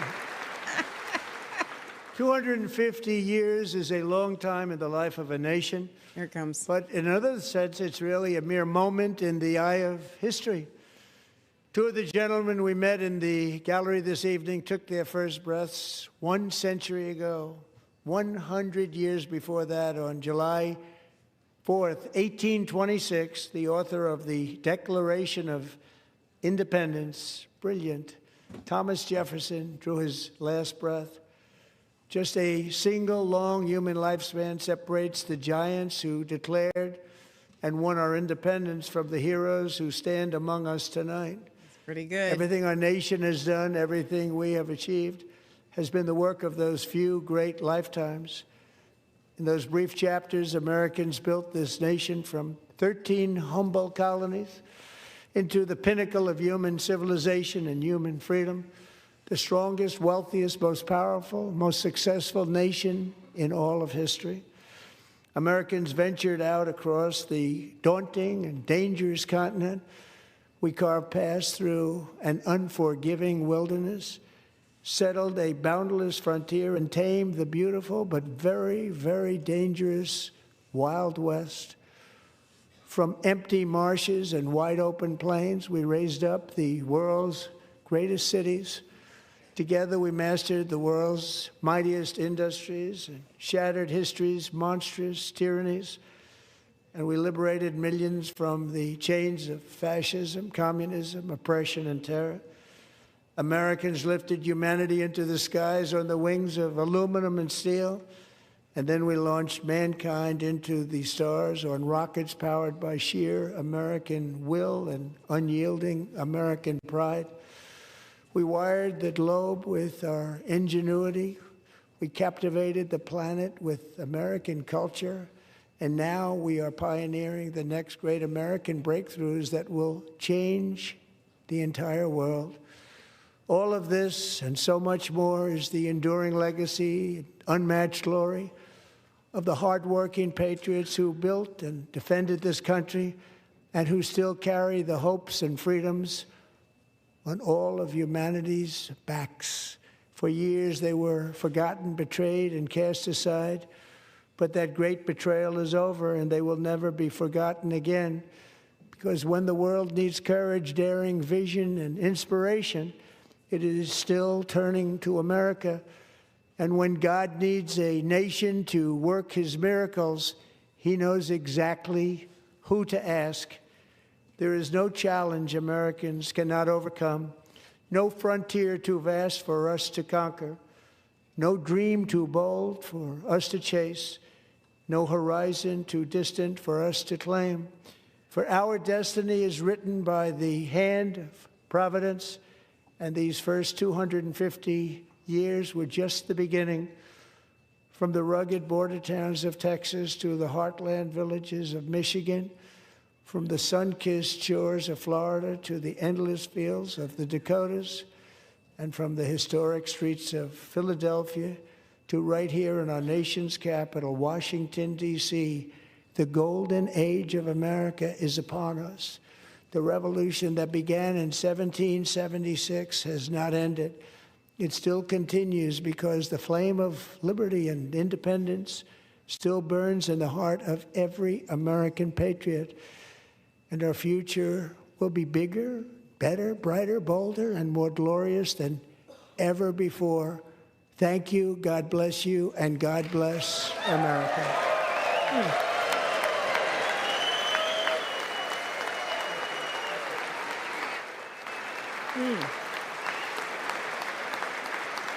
I have thoughts. I want to have your thoughts. I want to hear your thoughts. I wrote some notes down.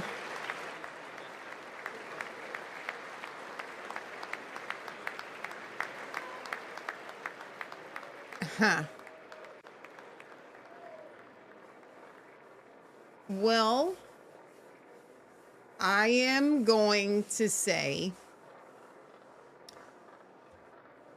I'm going to just mute this and we'll just let Trump's little exit there play. Lee, I keep hearing myself as an echo. It's a little disturbing. Okay. She's got me playing upstairs. I did not expect that speech. And what I mean by that is that felt like a genuine State of the Union speech, not a giant, I am Trump and I have saved the world, repeating all the same boring lines that we hear from him over and over and over again at every Trump rally. Sherry, I agree with your statement, and I'll read that in a second. She says, so exactly what is the state of the nation? That's a very good question. But I will say that I really am surprised at the lack of Trumpisms that were in this speech here tonight. So that was, I didn't expect that speech. I honestly didn't. I thought it was going to be way more Trump cringy. So it wasn't, at least it wasn't that.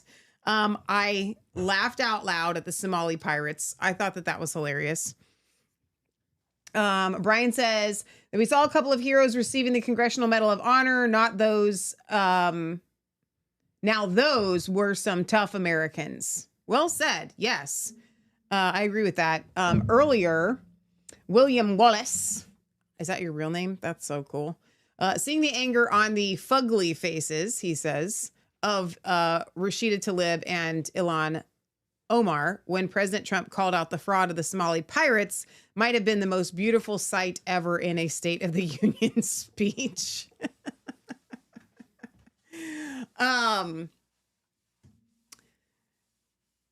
So, okay, let me get to a couple of my other notes. Yeah, so I feel like there wasn't enough controversy. You know, like I'm so disappointed now that it's over. I wanted more shock and awe. Like I wanted more that the left was going to be like mad about, and they weren't. Like, so the one part, there was one, and I'm going to call it out because it was good. When Trump was offering for everybody to stand if they believe that the first job of elected officials, essentially, of themselves, is to protect American citizens first, above all else, above illegal aliens. And the fact that the left could not stand for that. And then he says,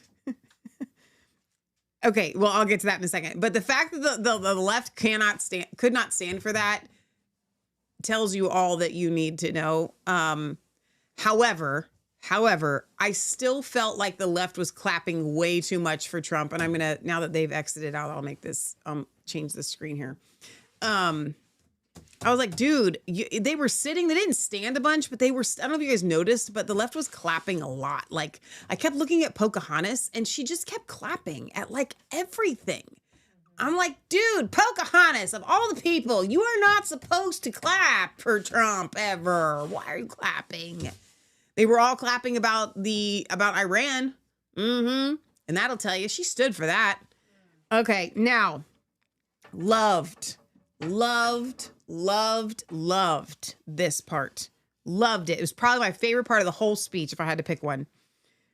When he talked about transitioning kids, I didn't like the emphasis that he put on without parents' consent. He should have emphasized at all. Okay, but I'll take it. I will take it.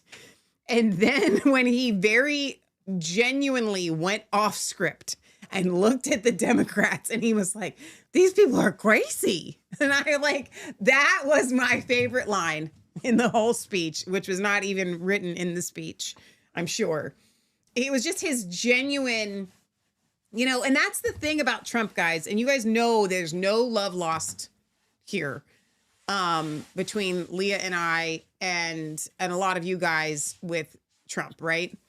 I'm going to pause right side broadcasting there so we have less going on. But I have never said that Trump is a calculating liar. And what I mean by that is he tells his truth, whatever that is. Okay? He doesn't have a poker face. He just says what he's thinking at all times. And so that was his very genuine, like, these people are crazy. They want to transition these kids without their parents' consent. So that was my favorite. That was my absolute favorite. I would love to hear what you guys felt like your favorite was, if you can remember. So I'm going to tell you guys a secret. Are you ready for the secret? Because there's not a ton of people watching. So I can tell you my secrets.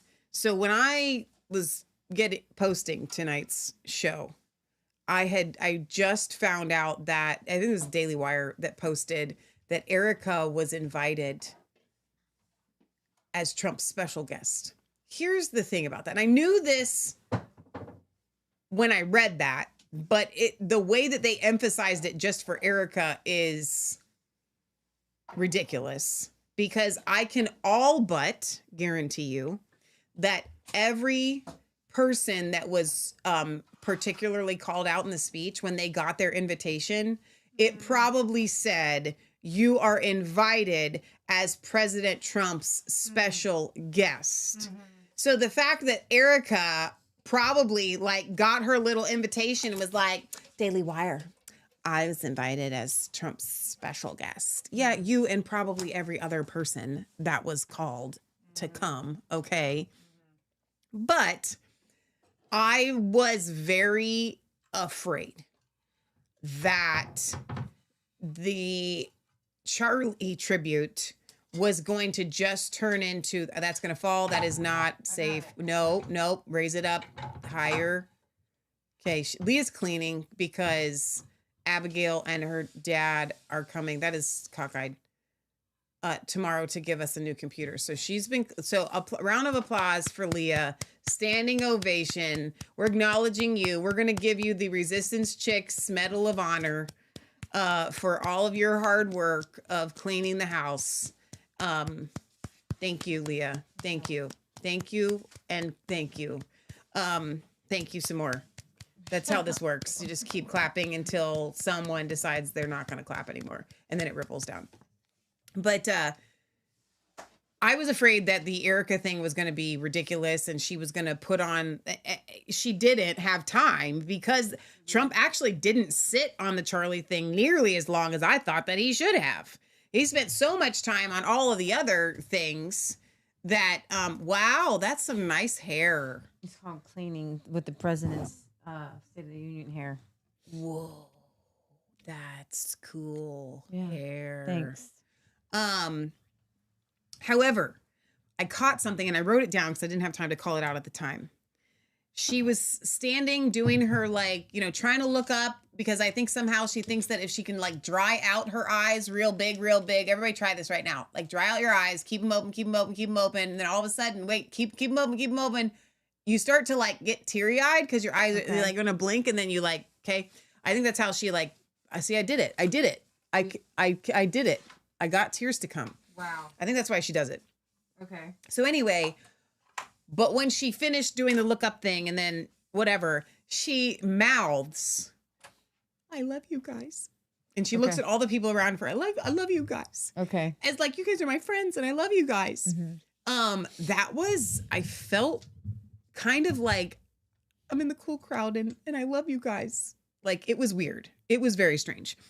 I even wrote it down. Look at that. See, Leah can tell you. I wrote it down. So I will weigh in on the Charlie thing. I felt like the whole faith thing with Trump was a add in as like, we have to find a way to make this about you, but we want it, but we have to segue into Charlie. So like, it can't just be about Charlie. So you have to be part of somehow bringing in Christianity and religion. Okay. And it has to kind of be about you, Trump.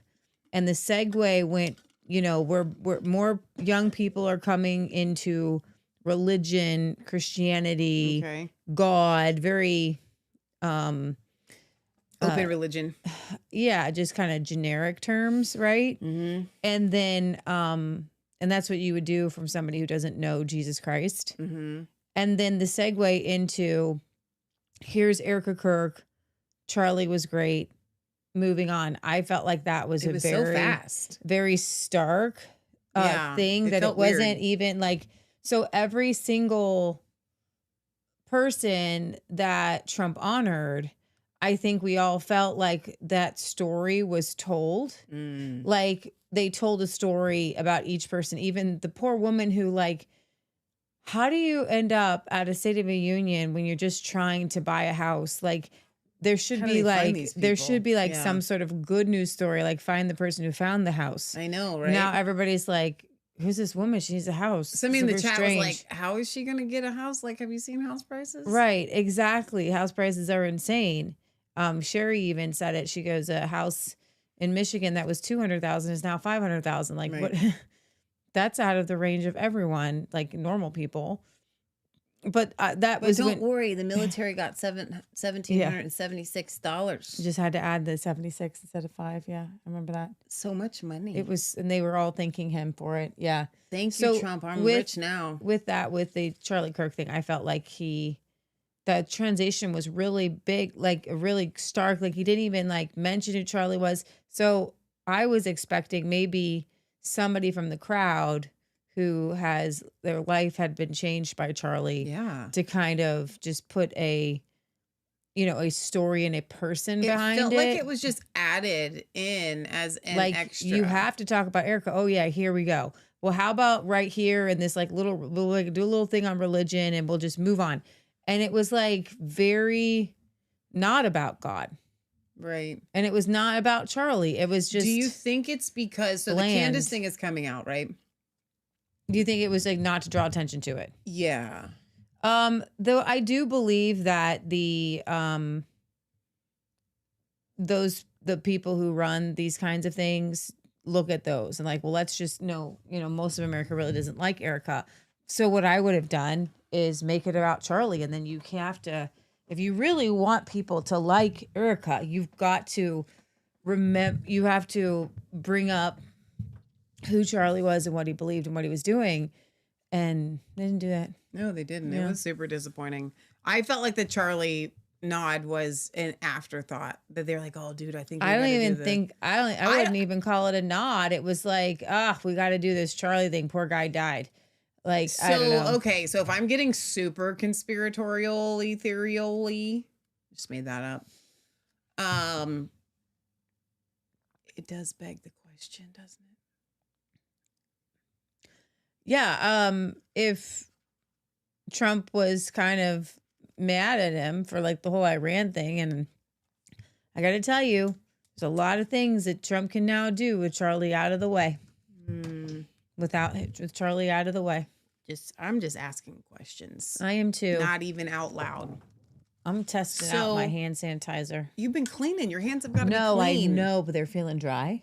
Oh, so I'm going to see if these moisturize them. So we were going to do a vote on the... We'll probably do it Friday. We'll have to do it on Friday. People have been submitting new names to me. Hallelujah. What was the one? Hallelujah Hands. Hallelujah Hands. Somebody, you know what? I got an email today. GLA Germ Buster. Oh. God's Little Acre Germ Buster. Okay. That's super neat. Yeah. I like that. So we're going to take a vote on Friday instead of tomorrow night, because tomorrow night there's no show. Oh my gosh. I wrote this down. I feel like the left isn't upset enough. I literally wrote it down. Although you can't read my handwriting. So yeah, I wrote down about I already mentioned that, the war with Iran and the Pocahontas standing and the no nuclear weapon thing. I liked at the very end where he mentioned the hand of Providence. That's just a nod to those of us that care. That. That's a carrot. Yeah. I'm gonna read your comments here. Sherry Kula says, I love the presentations of the medals. It was much deserved. 100%. I like that too. Because the left has now proven that they do not work for the United States. Wolves. Let's see. Sherry says, me too, Leah. Keep the Christians on his side. Nana says, people donated millions to her when Charlie died. They did. Let me go over here to Facebook. Let's see. I am proud tonight, says Brian. Just say it, y'all. I was a little worried too. I That's awesome. Oh my gosh. It was I'm gonna get to YouTube here in a second. Guys. It was just basically going from non-controversy to non-controversy to non-controversy. And so I'm going to throw out my conspiracy theory that Susie Wiles works both sides. Yeah. And when somebody is in power and you want them to continue to do the things that you want them to do. So like Trump is touting, we passed this big, beautiful bill. We didn't raise any taxes, which is a complete lie because he put us into a major deficit. Yeah. Okay. A major deficit. We're adding 10 trillion to the deficit over the next 10 years. So, where's this money going to come from? Well, it's not going to come from taxes. They didn't lower taxes. Your taxes are not going to be lower this year. Like my taxes are not going to be lower. I will let you know. Thing? So with the tariff thing, I am furious now that we've seen the results of it. So as we said, we talked to our computer guy. We have one. Praise you, Jesus. Thank you, Shane. You're awesome. And Jason for hooking us up. Coalition Reloaded and Jason and Randall. We have new friends. So we're very excited about that. Love them very much. And so Shane's daughter was working, selling things in eBay. From Canada. And Trump's tariff put a $50 a product on her business and she can't run her business anymore.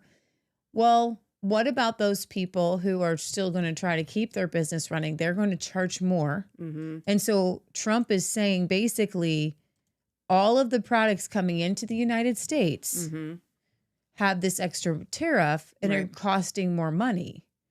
And we have this awesome tariff fund. But it is, like I said before, it's a stealth bomber tax because at least inflation, you can kind of see where it's going, but you really don't know which countries are at like 15% tariff, 25% tariff, 40% tariff. And you don't know the country of origin of half the stuff that you're buying. So we don't really know which things are more expensive, but they are more expensive. So when Josh Hawley's like, give him a check, give him a tariff check. Isn't it so great? If Trump is saying we want to ease the tax burden on Americans, it's illogical to say because, technically you're going to, and you haven't, but if you were to lower income taxes, you're just raising more money through another tax, a tariff. Yeah. And we are paying that now. Now it's not a tariff. It's just a tax and we're paying it. And so here's the problem, Leah. Our nation was founded and funded through tariffs. Tariffs are great. Keep in mind, tariffs are not on things that we do not produce. Okay. I know you guys know that, but I just need to say it for the conversation's sake. So if we produce a thing, then there's a tariff on it. The problem is that a lot of the things that we are producing, there's not enough Americans producing them right now. So the cost is out the wazoo. Are you saying that Trump's tariffs are not on things that I think some of it is. Is it really? Yeah. There's tariffs on things that we don't even produce? Yes. No. Absolutely. These are not real tariffs. Oh no. These are not real tariffs. So these like are if we just can't products get it in the United States, we still have to pay? Yeah, because think about all the stuff made in China that we don't make in the United States. I thought that tariffs were literally No, only these are on countrywide tariffs. These are not product tariffs. Oh, I guess you're right. These are countrywide tariffs, and now it's every country has a tariff of 15%. So then there you are, right? So if Leah's right, it's worse than you think. It's very much worse than you think. Because if we don't produce a thing and we still need the thing, we, not they, are paying more for the thing. And then Trump's saying, look at our coffers. Look how rich we're getting on this. You're just taking it straight from the American people. I know it for a fact. The American entrepreneurs. So I know for a fact. So like change the way you're thinking, because these are Yeah. countrywide tariffs. Yeah. There's a guy who just opened a business based upon imported Italian goods. Yeah. And he had a specialty shop. Oh, well, yeah. And his shop now is completely empty because he can't get in these imported goods. Yeah. So he just started the store. Oh. And all of those would be things you can't get in the United States. You can't, I'm sure that California probably has some olive groves, but not anything like Italy. Like olive oil comes from Italy, right? So It should. it should, right? That's tariffed. Like everything's tariffed. I know. Everything. It's not product based. So things should be product based, but I would probably guess that a lot of things that should have a tariff on them are not tariffed. Mm-hmm. Yeah. You know, to help the American businesses. Yeah. Small That's guy. upsetting. So I laughed a lot in the beginning with this whole idea that affordability, like he's making things more affordable.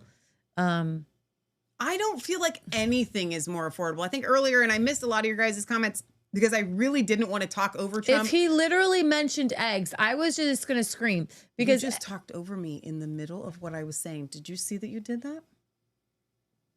And as I was saying, I didn't want to talk over Trump. You literally. I did want to talk over Trump. I didn't want to talk over him, not because I didn't want to talk over him, but because it's very distracting to try to listen to people when they're being interrupted. Okay. Sherry said that avocados at Costco 2 years ago were $1.50. Okay. Now they're 75 cents. But aside from that, she said, nothing is less expensive now. Nothing is less expensive. So you don't get to say, oh, prices are... And did you hear him about the gas? I saw $185. Did you pay $185? I paid $2.22 at Sam's. Mm-hmm. And so I will give you a little hint. I had noticed that a couple times we've been around. I don't normally get gas at Sam's, but we've gotten gas at Sam's a couple times, and there'd be all these people there, and gas has been in flux, and all the other gas stations around are at $2.89, $2.92. Yeah, wow. But can I say that about the eggs? Yes, Matt. Now you may talk about the I'm eggs. so and I'm gonna read comments upset from about YouTube. this egg thing because that he didn't lower the price of eggs. There was a bunch of birds that were culled from bird flu, and then chickens stop killing the birds. Chickens come back and start laying in 6 months, man. Mm-hmm. Ooh, chickens were laid again. Like you didn't do any. Like Trump did nothing for that. And like I said, like. Eggs are $2 a dozen. They went up to $5. Okay, that's all. It's not great. Yeah. But it's an extra $3 a dozen. Mm-hmm. Well, when we're looking at our property insurance tripling, yeah, when we're looking at everybody's car insurance going up, you're looking at big ticket items. And so $3 is an egg slap in the face, like a yolk on your face. So I do want to ask you about Lee. I don't know if you heard the part where he was talking about the energy prices. Oh God! And essentially, here's the problem that I have with the way that he addressed energy prices. He said, "What did he say? That they're going to make these AI data centers." Build their own power plants. How in the long world of time is that gonna?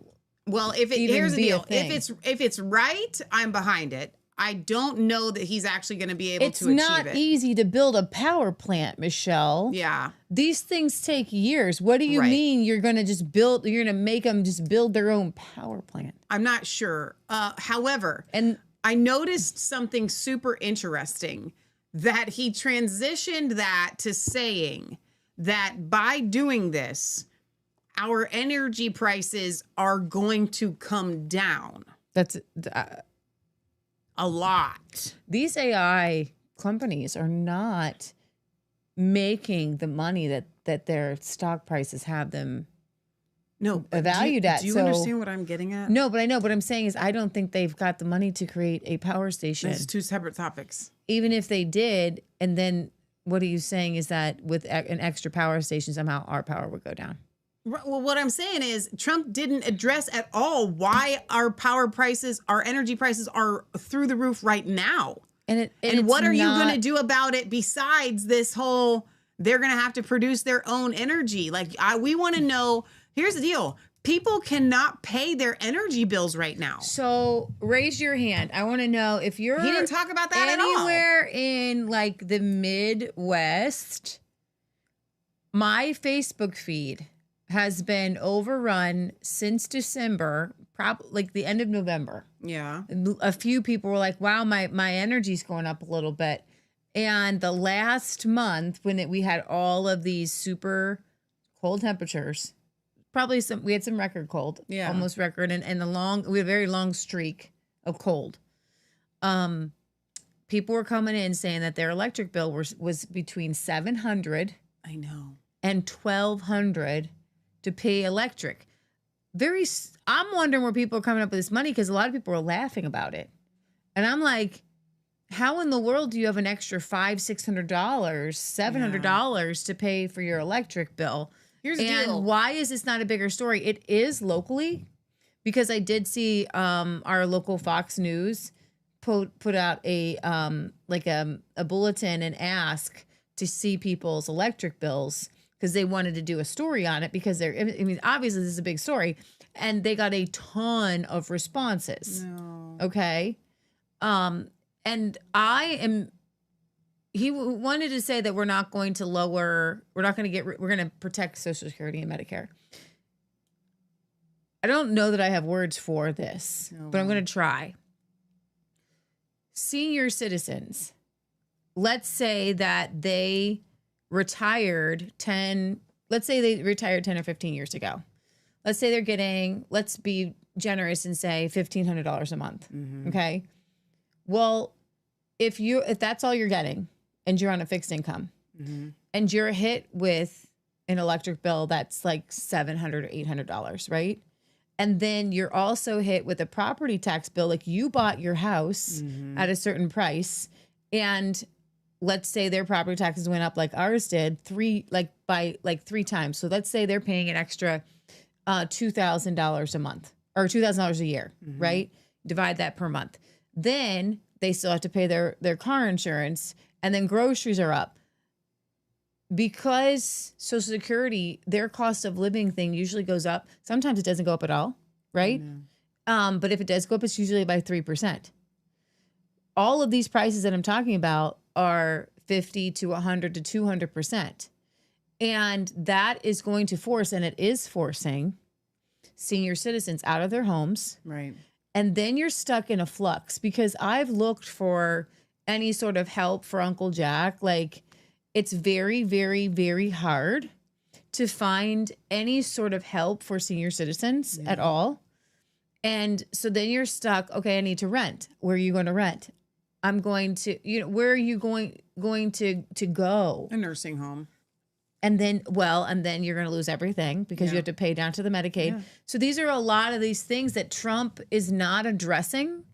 And when you're talking about a State of the Union, like, if I am president, go ahead, I'll try. You can vote me in. I will do my best. I'm hoping by the time you guys would vote me in president, I would get through the whole, like, there's a middle part of a female's age where you just like brain is a little cloudy and stuff like that, kind of hitting that. So on the other side of that, there's like hoary head wisdom. So vote me in then. And I will bring to you guys the best that I can. And I will come to you and I will talk to you like a normal person about the State of the Union. And I will talk to normal people about things that they're actually really going through. You know what's interesting? You know who does this, though? Who? Bukele does it.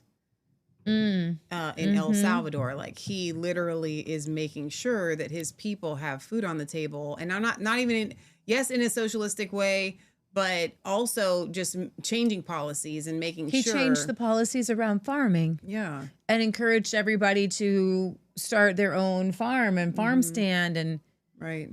And they also, let me say this. Imagine if we had a culture that was more family oriented. Yeah. Now, you guys that watch our show are family oriented already. If it would go a long way for people to hear Trump from a State of the Union address say, you know, our elderly are having problems. And I think that we need to put them first. And we need to care about our elderly. We need to be able to support. And here's a plan. Right. And we need to be able to support. And it doesn't have to be a taxpayer plan. Like, No. I have a lot of plans that do not require any taxes. But let me get to my punchline. Support families that are taking care of their families and Yes. encourage and say, I want to encourage you that we know that it's a sacrifice to take your parents in. And Why can't you? Here's the thing. Like, because Uncle Jack, he is on his own Social Security. Neither of us can claim him as a dependent. And you should be able to get a tax credit if you have a parent living with you, even if like they're even financially independent, right? So we take care of a lot of Uncle Jack, and that's what we do. And God works that out. Okay. But we do. Yeah. And there are a lot of people who have brought their parents in, or they live with their parents, and they don't get paid to do that. The government doesn't pay them to do that. Nobody pays. So there's got to be some sort of incentive, even if the parent is like financially stable. You're still probably grocery shopping for them, taking them to the, doctor. Like, as a society, there is really no incentive to do that. There's more of incentive to get down their finances and throw them into a nursing home. And basically, we're a throwaway society of these elderly people. But I don't just mean incentivizing.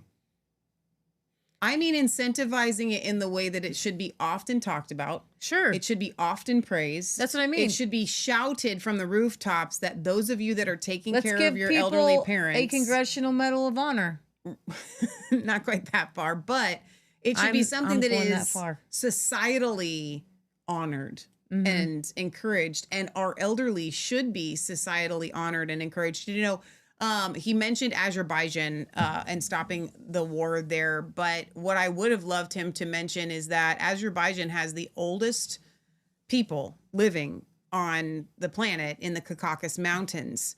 And one of the reasons why is, yes, their food and yes, their lifestyle, but also they consider their elderly, like when they have a family gathering, everyone is surrounded around the oldest person in the room, honor the older giving them the people. most attention, loving on them like they're a prized possession. Our culture does not do that at all. No, the older you get, the more people stay away from you. Exactly. And push you into the corner, and you get old and wrinkly. And like you see in America, you see all these, like Trump values the Botox and all like the facial things. Yeah. But like if you see videos of like elderly women in Europe, they're just a bunch of wrinkles. And we're our society that has been told that is not valuable, and like it's gross. Like, I don't want to talk to you. You're a weird old lady with a wool jacket and a wrinkly face. But in reality, they have things to teach you. And that's how their societies actually view them, as the most honorable citizens. Why do you think we watch Country Life Vlog? Yeah. So let's see. Let me read some comments here. Kimberly says, apparently Dem AI Green was ejected from the State of the Union for holding up a sign reading, "Black people are not apes." Oh my gosh, that's hilarious. Al Green, not AI. Al Green. Okay, so that makes funny. sense. Chris says, the real issue is drinking water. The power issue with data centers is a distraction from even worse problems being created by the data centers. Sure. They contaminate and consume, I think, Yeah. or contaminate, yes, enormous amounts of fresh water They that really farmers do. need now, 100%. Jerry Kula says, we will not see energy costs come down with the AI. At best, they will stay at the same. Once they get the increase, no corporation ever lowers their cost to their customer. Chris says, the technocratic state that that they want to build through the data centers is designed to steal resources and violate rights. Jerry Kula says the grocery bill did not get lowered. The containers got smaller. That's true. All right, let me go over to YouTube's because I know you guys were leaving a lot of comments and I missed a bunch of them. I'm so sorry. Katie Cat had a lot to say. She says, I'm not impressed at all. DC is so out of touch. Cartels go to Israel for training. So he is admitting taking out El Mencho. Gross. Trump sounded weak. Not much life to him. Very underwhelming. I just did not hear anything new or impressive. Erica has lost a lot of people by now. She has lost credibility. People seemed like human props that did not deliver. It was just so fake. The whole speech. Tariffs put the cost on citizens. We have no real industry here. I can't afford certain meds now. I used to order meds from Canada and now those prices have gone up. Now glyphosate back in U.S. crops. He didn't talk about that now, did he? Buying some food products out of the U.S. is more expensive. Costs on everything are still up too high. AI is for surveillance states, 15-minute cities, etc. Ballistic Mystic says, what would you want to do if you just came to America recently? Over on the other YouTube, Ballistic Mystic, actually, it seems like he enjoyed the speech. Blessed, it is so real. Trump dignity, God willing, yes. Statesmen of union. It was about the nation. Money is going back into the economy. Buzzy says, USA, USA, USA. Trump, President Trump, we need more ICE. Trump, please abolish the IRS and ending property taxes once and for all. Gas prices are down. Trump 2028. You're hilarious. That was funny. Can we talk about, I'm going to go to Facebook over here. Kathy, I'll read your comment in a second. That was funny when he mentioned this should be my third term.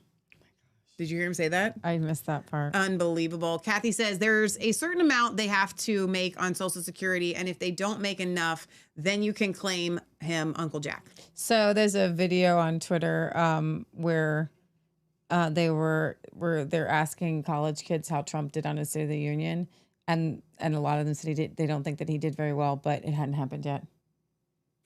I was gonna say, like, how'd you get that fast? Like, you can't ask questions at night.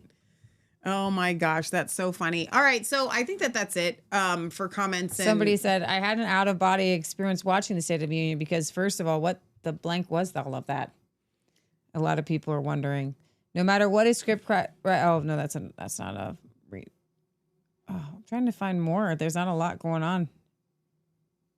I did feel like that a lot of the things that we would have wanted to have addressed were not.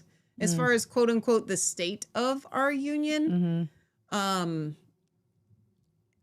I was very much surprised that it wasn't more I'm the greatest person. You know what, it would have been great? You know what would have been so great? What is the only thing that any of us care about right now and are talking about right now? Epstein. So I believe it would have been in Trump's best interest to address Epstein, but he didn't. He did not. That was a giant dodge. Huge, huge dodge from Trump there to not call out anything about the Epstein files. Even if he had, I would have, if I'm his speechwriters, I would have gone and I would have been like, and we did it. We finally did it. You asked for it. We released the Epstein files. It was the most biggest data dump that's ever been dumped. And you know what I mean? Like, spin it. But don't just ignore the biggest elephant in the whole room so right this now. Is very interesting. You'll see Virginia Governor Abigail Spanberger delivered a forceful response to President Trump's State of the Union address that Democrats hope would sharpen their message heading into the midterm elections. So what's interesting is you can see that like everybody on the left is literally just sharing that statement with the article without like sharing somebody else's post. Like it's like, here, everybody just tweet that out like it's your own thing. I hate when people do that.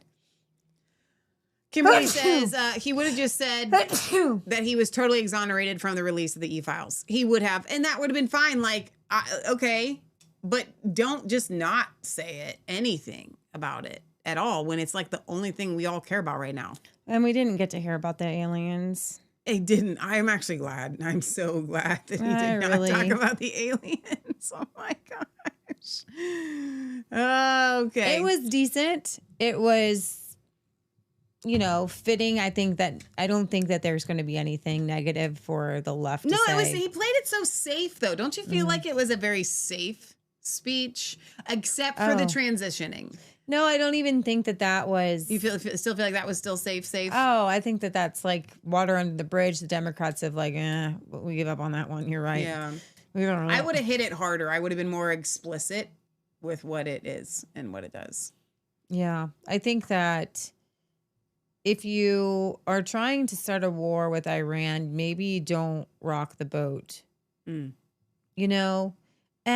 it does seem like the other side, like especially when it comes to Democrats, if there is not a lot of pushback. That's what I said. To what he's saying, then they're happy with what he's doing. I literally said, I feel like the left, and I have terrible handwriting because I was writing it really fast, isn't upset enough. I think it's because the way Trump is handling things, the reason why we're upset, and we're upset because Trump is not delivering on his promises. They're super excited about that. Yeah. Like every time we say, oh no, Trump, they say, oh yay. Yeah. We didn't vote for this guy, but he's doing what we want. Right. And I do think, Chris, thank you for calling out the water issue, because that is the bigger issue, by the way. And we've covered that on our show and I forgot. So I thank you, because if he addresses energy, it doesn't address, because guess what? They can't make their own water. Water comes from waterways. And they're draining a lot of people's aquifers. You can't just make up water from thin air. Listen, the internet's fine. Google's fine. I need water. Yeah.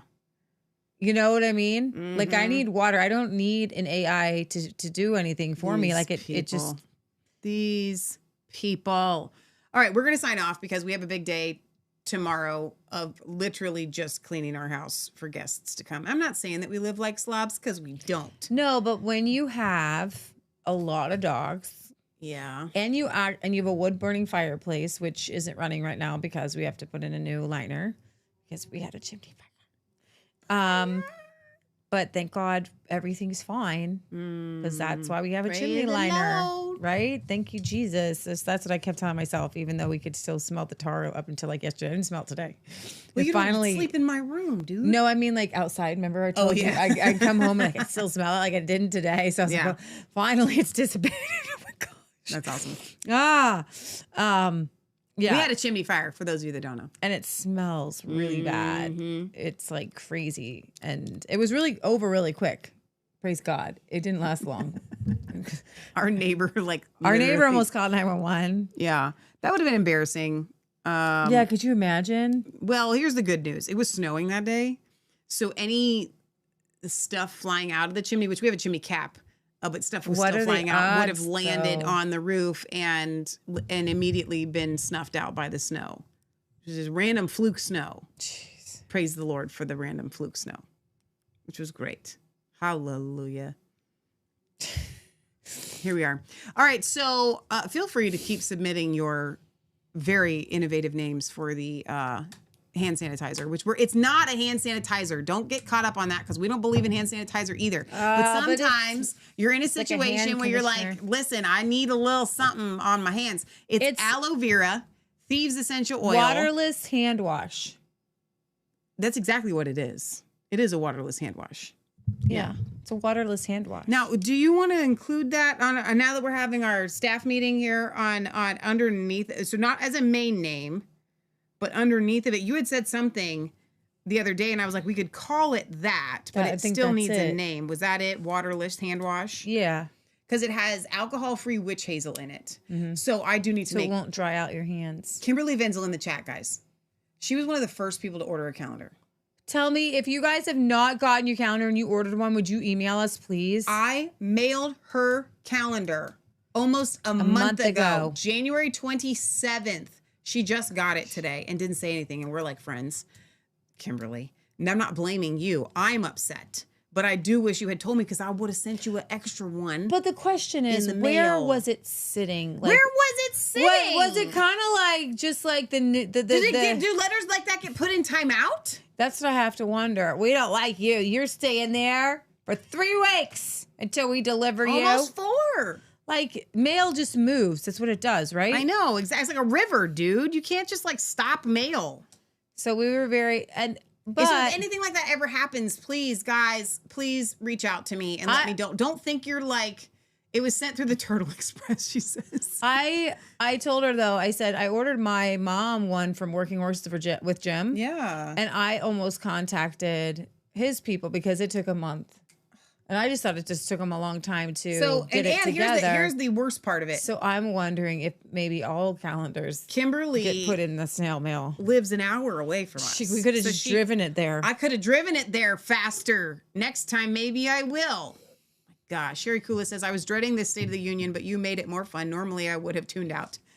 She did make it fun. And I will say that I had kind of hoped it would go longer because I was really in the cleaning groove, and now I have no more. I know my motivation's done. Oh well, it's late. But we're gonna wake up tomorrow and we're gonna tackle it together, buddy.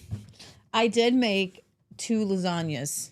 So I have to tell you something because they don't eat pork, so I made one porky one. What are you cleaning with? Because I keep smelling cooked sauerkraut. Like something smells like cooked. Is there vinegar going on around here? I have been cleaning with just straight up vinegar. Okay, that's what it is then. All right.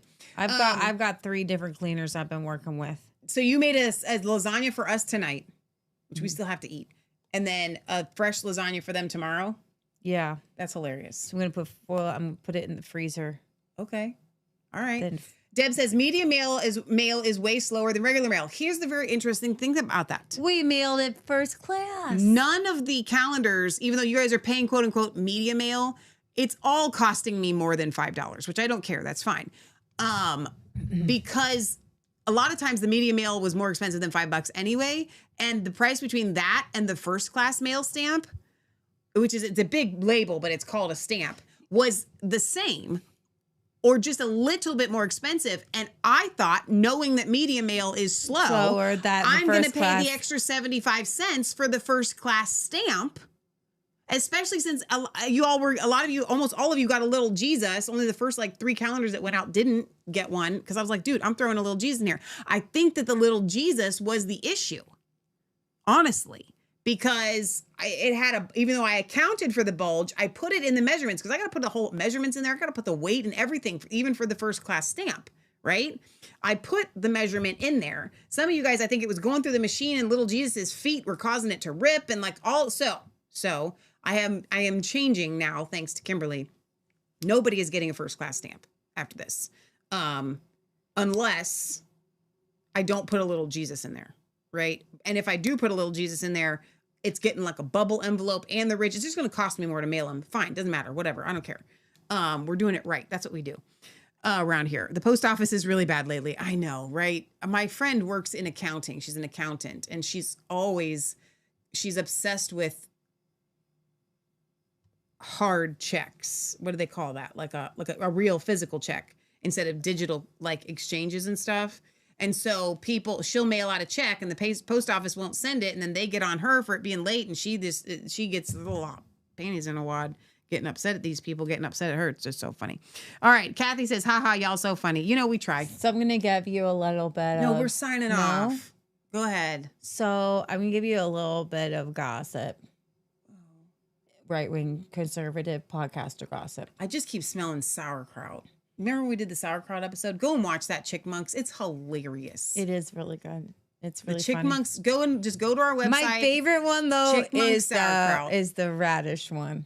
Yeah, that's my favorite. Honestly, that hands down, that's my favorite Chickmunks. I love it because it doesn't even seem like me. I just watch it like somebody else is doing the comedy skit. Yeah.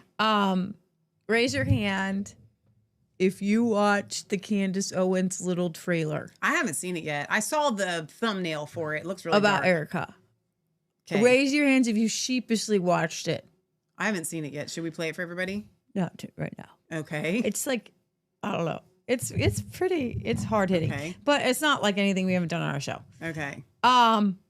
So I didn't think anything of it because these are these clips that you see about Miss Erica everywhere, and they freak everybody out. Right? She's freaky, dude. And there's so many people that come to her defense, and it just seems like there's a coordinated defense. So here's the gossip. Okay.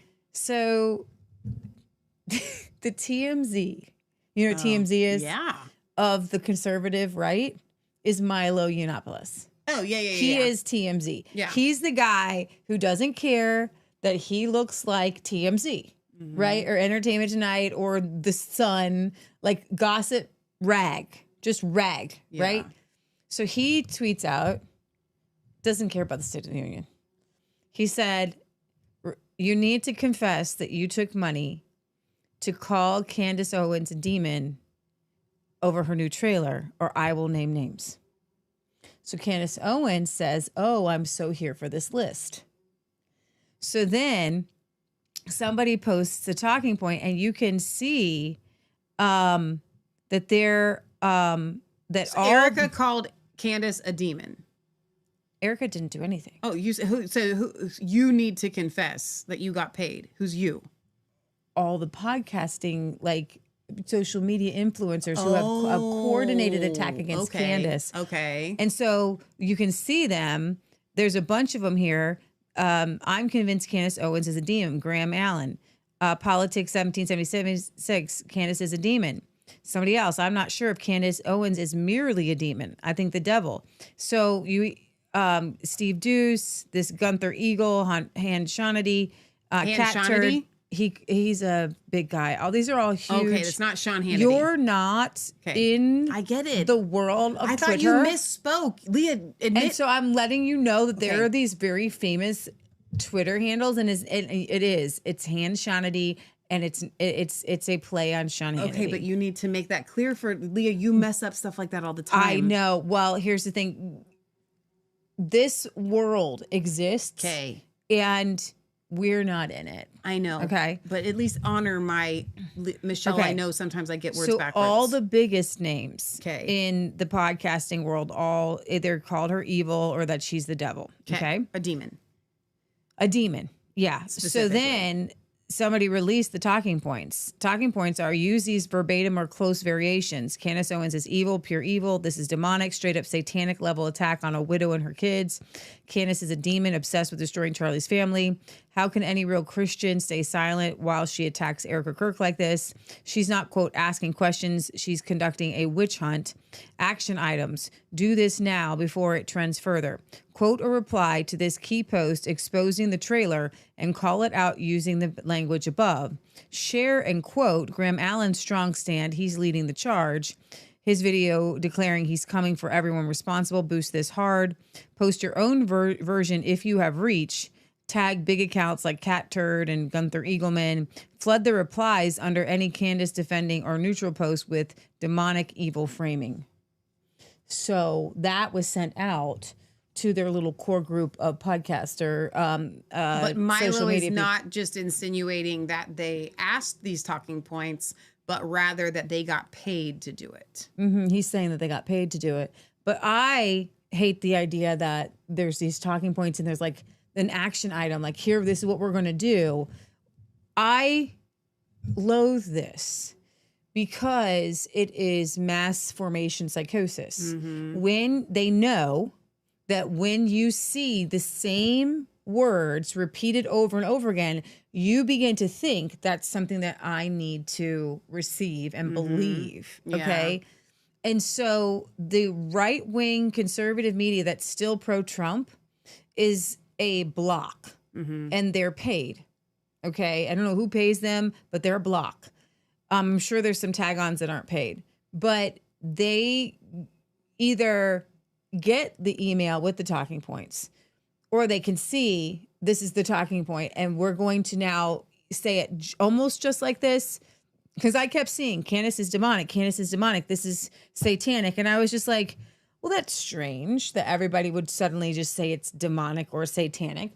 And I would not put it past a Ben Shapiro, who doesn't even believe in Jesus or demons, to be somebody behind so moving up, because you're not there's not a lot of Jews in the conservative movement, right? Like you're moving Christians or Christian-y people, right? And you have to do it with the words that Christians understand.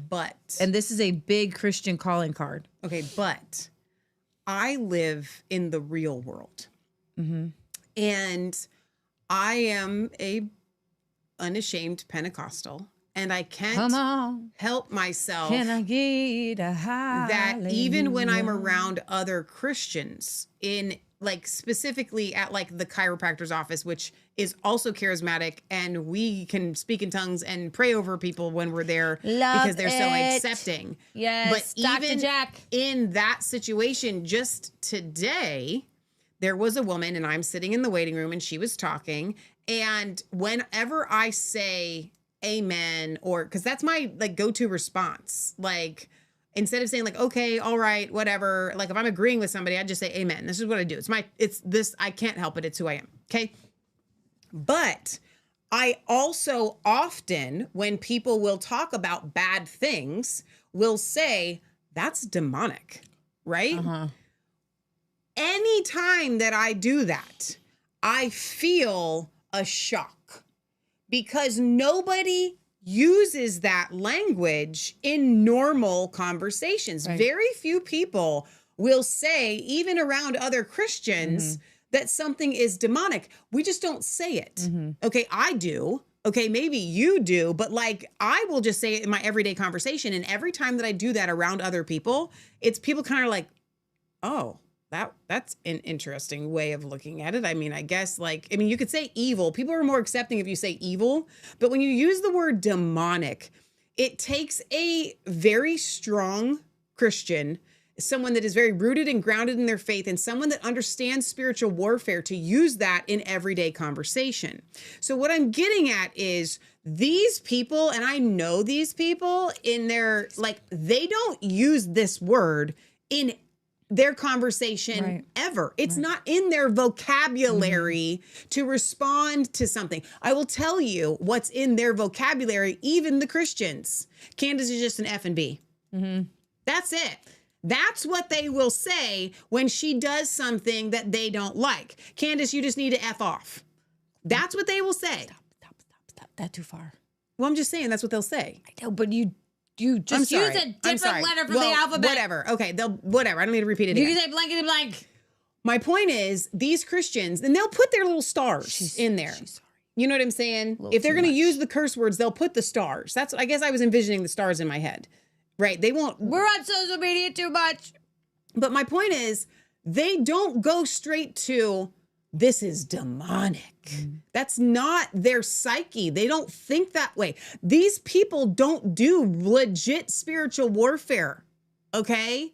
Like they just don't. They're not going to stop and pray with somebody for deliverance in the grocery store. And it's those people that will say, you know what? That's demonic. Okay? That's what I wanted to get at. Like these people don't have this kind of words in their conversation. They lying. This is Christian cultural appropriation. Those aren't words that you would use. So there's the conservative gossip going on right now. Well, you know what? It's just demonic. That's what it is. It is. Straight up demonic. Oh, both sides, man. Sherry says, Michelle, I respond the same. Amen. Demonic, evil, praise God. People always respond either in agreement or I get an odd kind of look. Right? Hand me that. Guys, we're going to be selling neck wraps. So I finished these today. I haven't put them on the website yet, but they're done. The amount that I'm going to make, I made a very small amount just to start with. They're so nice. I love them. So these are the equivalent of the aromatherapy eye pillows, except for in two colors that are the softest flannel I could find in the fabric store. A red and black checkered, and blue and white and black checkered. Very super soft, fragranty with the lavender. It's got the lavender in it. It has flaxseed. A lot of these, if you ever get them, they're made with like corn and rice. It's like having Michelle's braid around your neck. But the corn and rice it has a weird smell when you microwave it. And it's kind of lumpy, which they're great. I use so Shauna and Condi, I actually stole the idea from the one that Shauna made me. I use hers all the time. Royalties going to Shauna. it has the one she made me is about this size and it has rice in it, and I use it for my menstrual cramps. I just heat it up and put it in my yoga pants. And that's amazing. So that, again, you could use this for that. But I went ahead and did the flaxseed because that's kind of our thing. And it also has a nice moist heat when you heat it up. So we're doing this. I like the flaxseed because of the way it sits on your neck and on your eyes, softer than the rice and corn. Yeah, you could actually, and you know what? I like the rice for your back and like the big, like so much easier and cheaper to have like the big rice bags, like around your stomach or on your back. But so get this, you know what I just realized? What? For all of you, anyone out there who has complained to me, which I've been selling these for 15 years, more than that, actually, probably almost 20. And I refuse to make a strap because what would happen? Can I have this back? What would happen if I put a strap in here is that's going to create a weak point and it's going to leak. It's not possible to do, right? So I always recommend somebody, but I was just thinking that if you do want to lay sideways, the longer one actually will probably stay on your face. And that just dawned on me. Oh yeah. So there you go. So you even have that. So for those of you that don't know, lavender helps with tension, headaches, migraines, and it just helps you fall asleep. It helps you relax. It's a good look. You look like a Star Wars character, and it matches your sweatshirt. I know. But you can heat these in the microwave or cool them in the freezer, and they'll stay warm or cool for about an hour. This will probably stay warmer a little bit longer because because it's bigger. But these are going to be available on the website. What day is today? Hallelujah. I was hoping this week. Hallelujah. Probably this weekend. You're gonna have. Do you have to have tags for them or no? Because I have to put them up on the website though. That's the problem. Do they need new tags? Well, I'm probably going to rename it. It'll be like aromatherapy neck wrap instead of aromatherapy eye pillow. You said they're going to be up on the website. Yeah. When are you going to get your new tags? The eye pillow tags I print myself. Oh. I don't order those from the order company. So, it is. So I told you I've been cleaning and my hands were rough and I wanted to see if this would moisturize my hands and it does. That's awesome. That's the aloe vera though, and the vitamin E oil that's in there. So these are going to be coming. Mostly aloe vera. Super excited about the whatever we're going to call this. Holy hands, apostle is astringent, pure hands, pure heart, clean hands, pure heart. Yeah. Hallelujah hands. That one make me laugh. I know that one. That one awesome. Makes me want to just go woo. Woo. Oh my gosh, Pentecostal movement's just falling apart. Kimberly says can't wait to order one. The neck wraps. It was Kimberly's idea, actually. I think it was. Anyway, she's like, could you make one for the neck? And I was like, yeah. And then I never got around to it. I bought the fabric for this like 2 or 3 months ago. So it's finally happening. A little bit busy. I also am going to have on the website the camo eye pillows that we have. I bought a different fabric. I think you guys will like it better, but it's still cotton. So I'm going to be sewing those tomorrow too and finishing that up as we clean the house and get everything prepared. So no show tomorrow night. Please do not rewatch this, but there are several other episodes that we've done lately that are really awesome. You can catch up on. We interviewed with Corey, and you're gonna love it. So put Monday on your calendar, Monday night on the Outliers. Please, would love to have you come for the live premiere. I'm sure Corey would love it too. He would love it. He loves live things. He does love the live premieres, and he wants to come back live. Church on Monday. It's got church on Wednesday. He's doing all kind of church things now. Oh, I know, like Pastor Corey. So you guys are going to love it. We're going to be talking about a lot of his tech stuff that he's doing and the why. And so for those of you that are more prepper mindset, bring all your preppy friends. Yeah, bring all your prepper friends. Prepper friends. Okay. Preppy. I'm blown away. Preppers. Honestly, I had no idea that Corey was like a genius. Here's the thing. You probably want to bring your preppers. Oh, the ones that have the pocketbooks. Well, regardless, it's really comforting. It's good to know. It's good education, and it's good to know that people will have this stuff, and it's very comforting. Is the website down yet? What's going on with that? I don't know. I haven't heard from Shane yet. It's still up, so you can still make orders. Speaking of which, the website is going to go down at some point. If and when that happens, and you still want to place an order, just email me. And we'll just do a backdoor. Still available. The calendars are still available. If you guys want to get one. So I'm going to be straight up honest with you, and this is not on purpose. I have not taken down the coupon code. I always set an expiration date, and I haven't done it yet. So the promo code LOVE2026 is still up there. You can still use LOVE2026. So if you feel like you missed out, you didn't. I don't know when I'm going to get around to taking it down. I keep meaning to. There's so much going on. Code. I don't mean to leave it up there. I just haven't had time. It's just we've got a lot going. Speaking of which, use it or lose it. Our products are going up on the My Store, which is super awesome. So we had to get insurance, and we did do that. Corey Gray, Deb, is a good friend of ours, and he used to be on a lot of our Revelation Red Pills. And he's amazing. Did you just ask who Corey was? Well, I don't think Deb watched any of those early episodes. Well, Deb, Corey is a very good friend. He's a righteous man of God. He's a pastor from Nicaragua.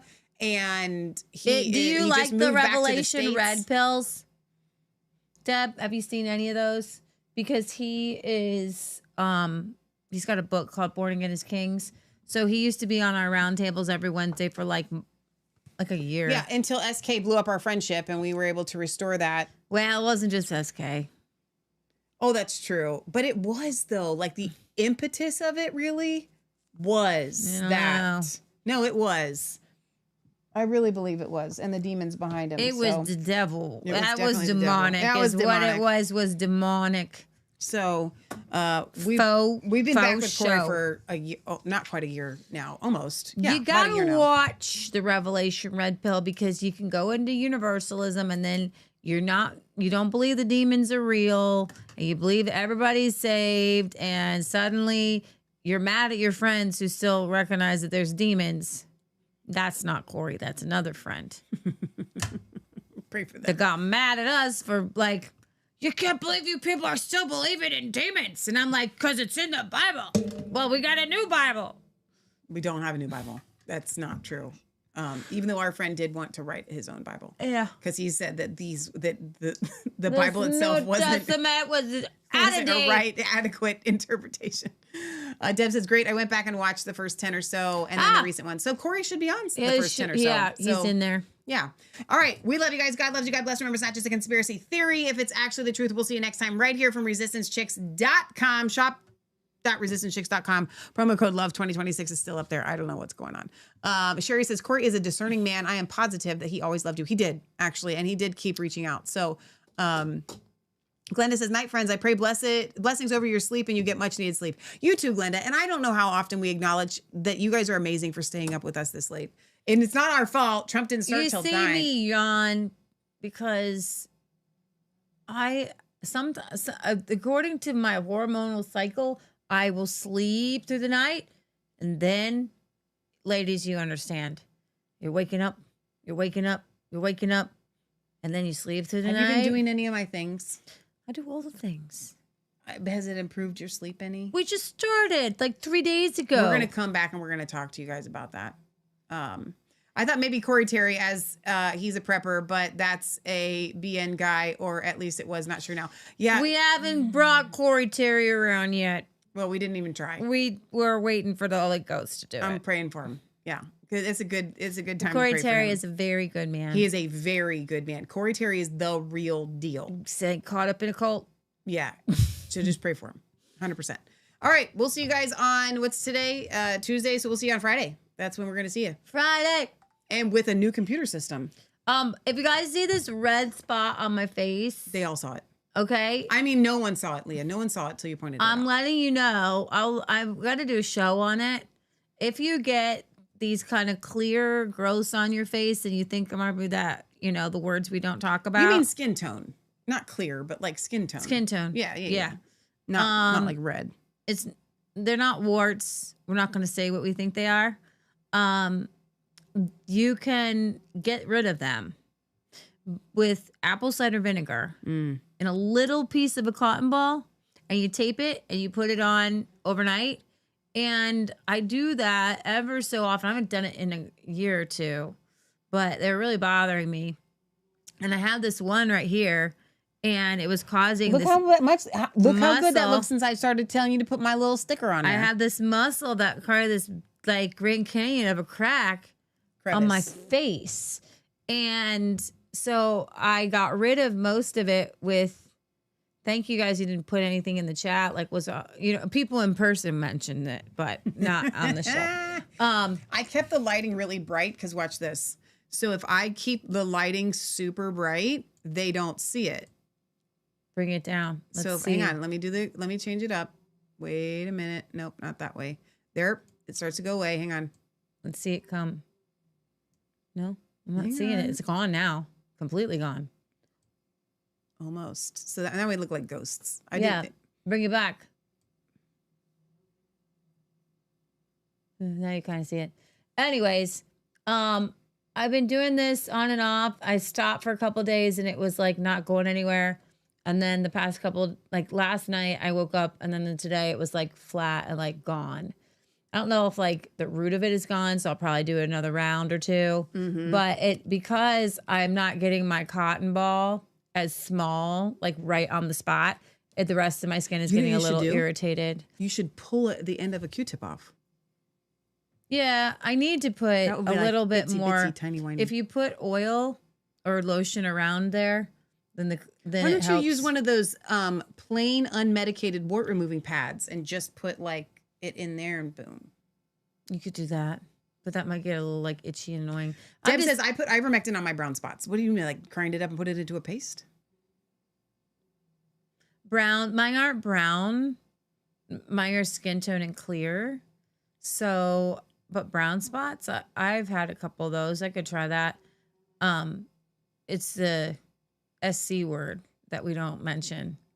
We don't use that word, do we? SC? Yeah. C? Skin cancer. Oh, SC. Oh, I didn't know what that stood for. You made me so I wasn't going to say the word. Well, that's not a word. That's two words. So I know. I was like, this SC. But here's the deal. I think most of the time it's not that. I think a lot of times it's just like a growth. But all of the dermatologists, they just go in and freeze it anyway. The SCs are usually brown. No, they're not. So I've had this. Yeah, well, our friend Janet had one cut off. Same thing, and so did Skippy, and his was. No, I went to Skippy's dermatologist all the time, and almost always the ones that they did were brown. That's what I'm saying. Well, some were skin. Did you ever go with him? No, but I know. I did, but I know Janet's was because I asked 5 Janet about it. She's like, okay, so but they don't know whether it is or not. Well, the problem is if you go in, they like sometimes they freeze them off. But sometimes they have to go in and like cut it out. And then the next thing you know, your face is cut open. Well, so several times, you may not know this or remember this. I don't this. want my face cut open. I went with Grandma Marilyn and Skippy for facial surgery to have this done. I was their person. I did this. So I'm very familiar with this. So you get these spots and the dermatologists are like, we got to get rid of them. She says she puts the horse worm around her face. So I haven't tried ivermectin paste. So I could try, but I don't know that would. Dioxide? I do believe like that's just like harsh. I wouldn't. I don't know if I would do that. Vinegar. I'd be like, can it be any more harsher than vinegar? It doesn't hurt. It's raw. Yeah, but the first few days it wasn't. I put on extra. Kimberly says castor oil. That didn't work for me. Like as in smothering it out. It didn't work. So for whatever this thing, castor oil doesn't touch it. There's a lot. I tried a lot of things, but the apple cider vinegar, it works. So why not keep doing it? Well, and the cinnamon, this what you did up here was cinnamon, and that's really harsh. And it didn't work very well. It didn't work very well. Like it worked a little bit, but the apple cider vinegar is what does it. It's so cool. If you have a growth, I highly recommend it. Speaking of apple cider vinegar, I am almost a professional on blood sugars and glucose spikes and insulin now, and I'm learning a lot about it. And don't ask why. It's not because I have any issues, but you don't want your blood sugars to spike. And I have a lot of tips. And at some point, I'm going to do an episode. Maybe I'll bring Jewel on for this. But I do want to give you the tip. Drinking a small glass with a tablespoon of vinegar will help keep a day will help keep your blood sugars from spiking, but you don't want them to do. Yeah. So start off your day with... And eat a vegetable before anything else. Or veggies first. If you have a 3-course meal of like a veggie, a starch, and a meat, you want to eat it in this order. Veggie, meat, starch, cookie. If you have a cookie. The lady even said we could have a cookie. We don't, and I made chocolate cake for tomorrow, but we don't have anything else around here. We're going to have to make some. I don't have any flour. I use the rest of it. I have to make some tomorrow. Yeah, it's pretty bad when you don't have any sweets around your house. We haven't for days. We're just like because I'm trying to cut back on sugar because I don't want blood sugar spikes. But I don't use sugar in the things that I make. Well, any sugar is sugar, unfortunately, when it comes to your blood system. Oh, yeah, that's true. So whether it's honey, no matter what kind of sugar but God it said is, honey's good for you. No, honey so. is good for you. And it's not that you have to cut it out. It's that you need to make sure that your starches and your sugars are the last thing that you eat, because the fiber in your veggies is going to line the wall of your gut so that when the rest of your food goes down, it does not, then the sugars go in. They have a 75% reduction of passing your stomach lining into your blood system, which causes your insulin to have to rush in and kill the glucose that's in your system. It doesn't matter. You don't have to eat a big salad, but eat a salad. No, little veggies first. A little bit of veggies before you eat anything at every meal. I'm going to fall if you asleep. Can. I kept trying to sign off and you had lots of more you wanted to say. I'm sorry. How many times did I say goodnight? Good night, I got people. this eye pillow on my neck. What? It's like... Oh my gosh. Okay, we're going to see you guys on Friday. You've had your health tips. We're not always consult your health practitioner or physician. Watch this. Okay. All right. Good night, guys. God bless. You give me...